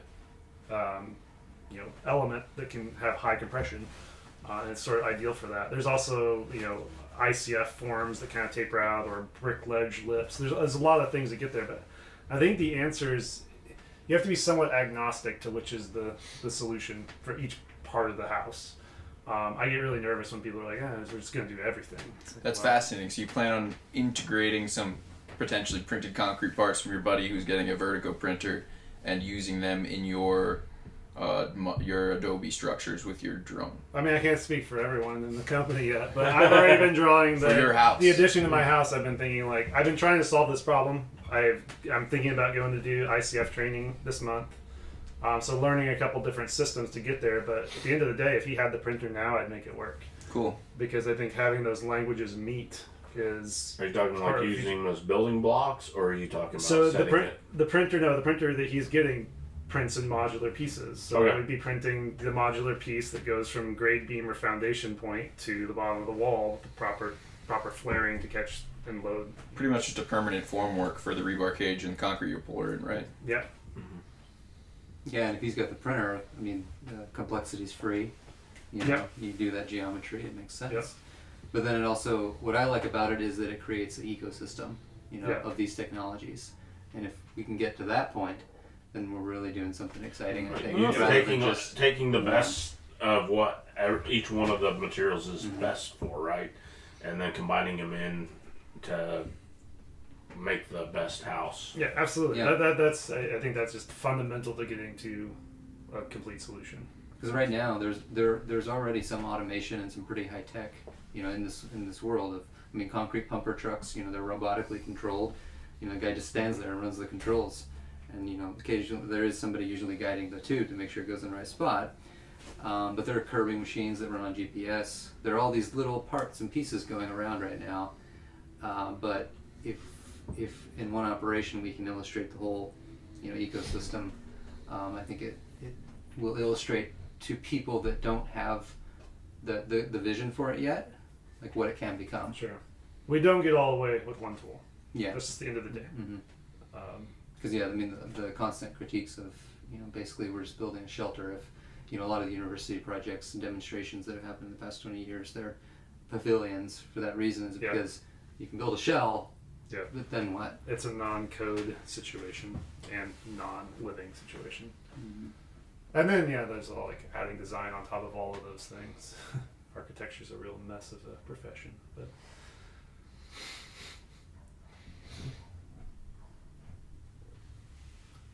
Yeah, there's a lot that has to come together, but that's true for I guess it comes back to like solving the problem of construction is, a group effort. There's no one company that's going to do it, but I think we do have a chance of solving a lot of it at once. We have a strong case for the walls. We have a strong case for the floors. And concrete printing has a strong case for foundation elements, I believe, for more unique construction. But yeah, and then structural steel for the roof.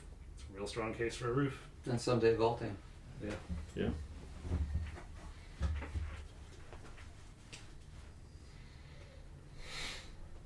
Anyone have anything left unsaid? I'm all out. Zach, how about just a 5-minute outro monologue? Yeah.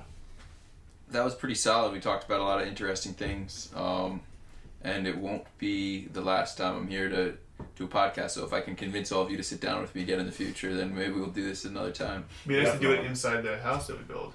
Oh yeah. Yeah. Even while it's being built, it's fine. Yeah. Is it a noisy Drones process? overhead. Not too much, but the fans of the drone, the Yeah. propellers. Yeah. It's pretty We'll loud. probably turn up the drone for a podcast. Yeah. Yeah, We'll all get headphones. we're not allowed mics. to be underneath the drone while it's operating anyway. Yeah. Yeah. Wait, what? We've definitely been underneath the drone while it's on. You were protected by the fall harness. I mean, it couldn't have reached you. The worst wreck was when the fall harness failed. Not my harness. You're all still here, so Yeah. all right. Yeah, cool. Thank you for joining me today, and we'll do it Sure. again. Yeah. Thanks for having me. Yeah. Thank you. Thank you.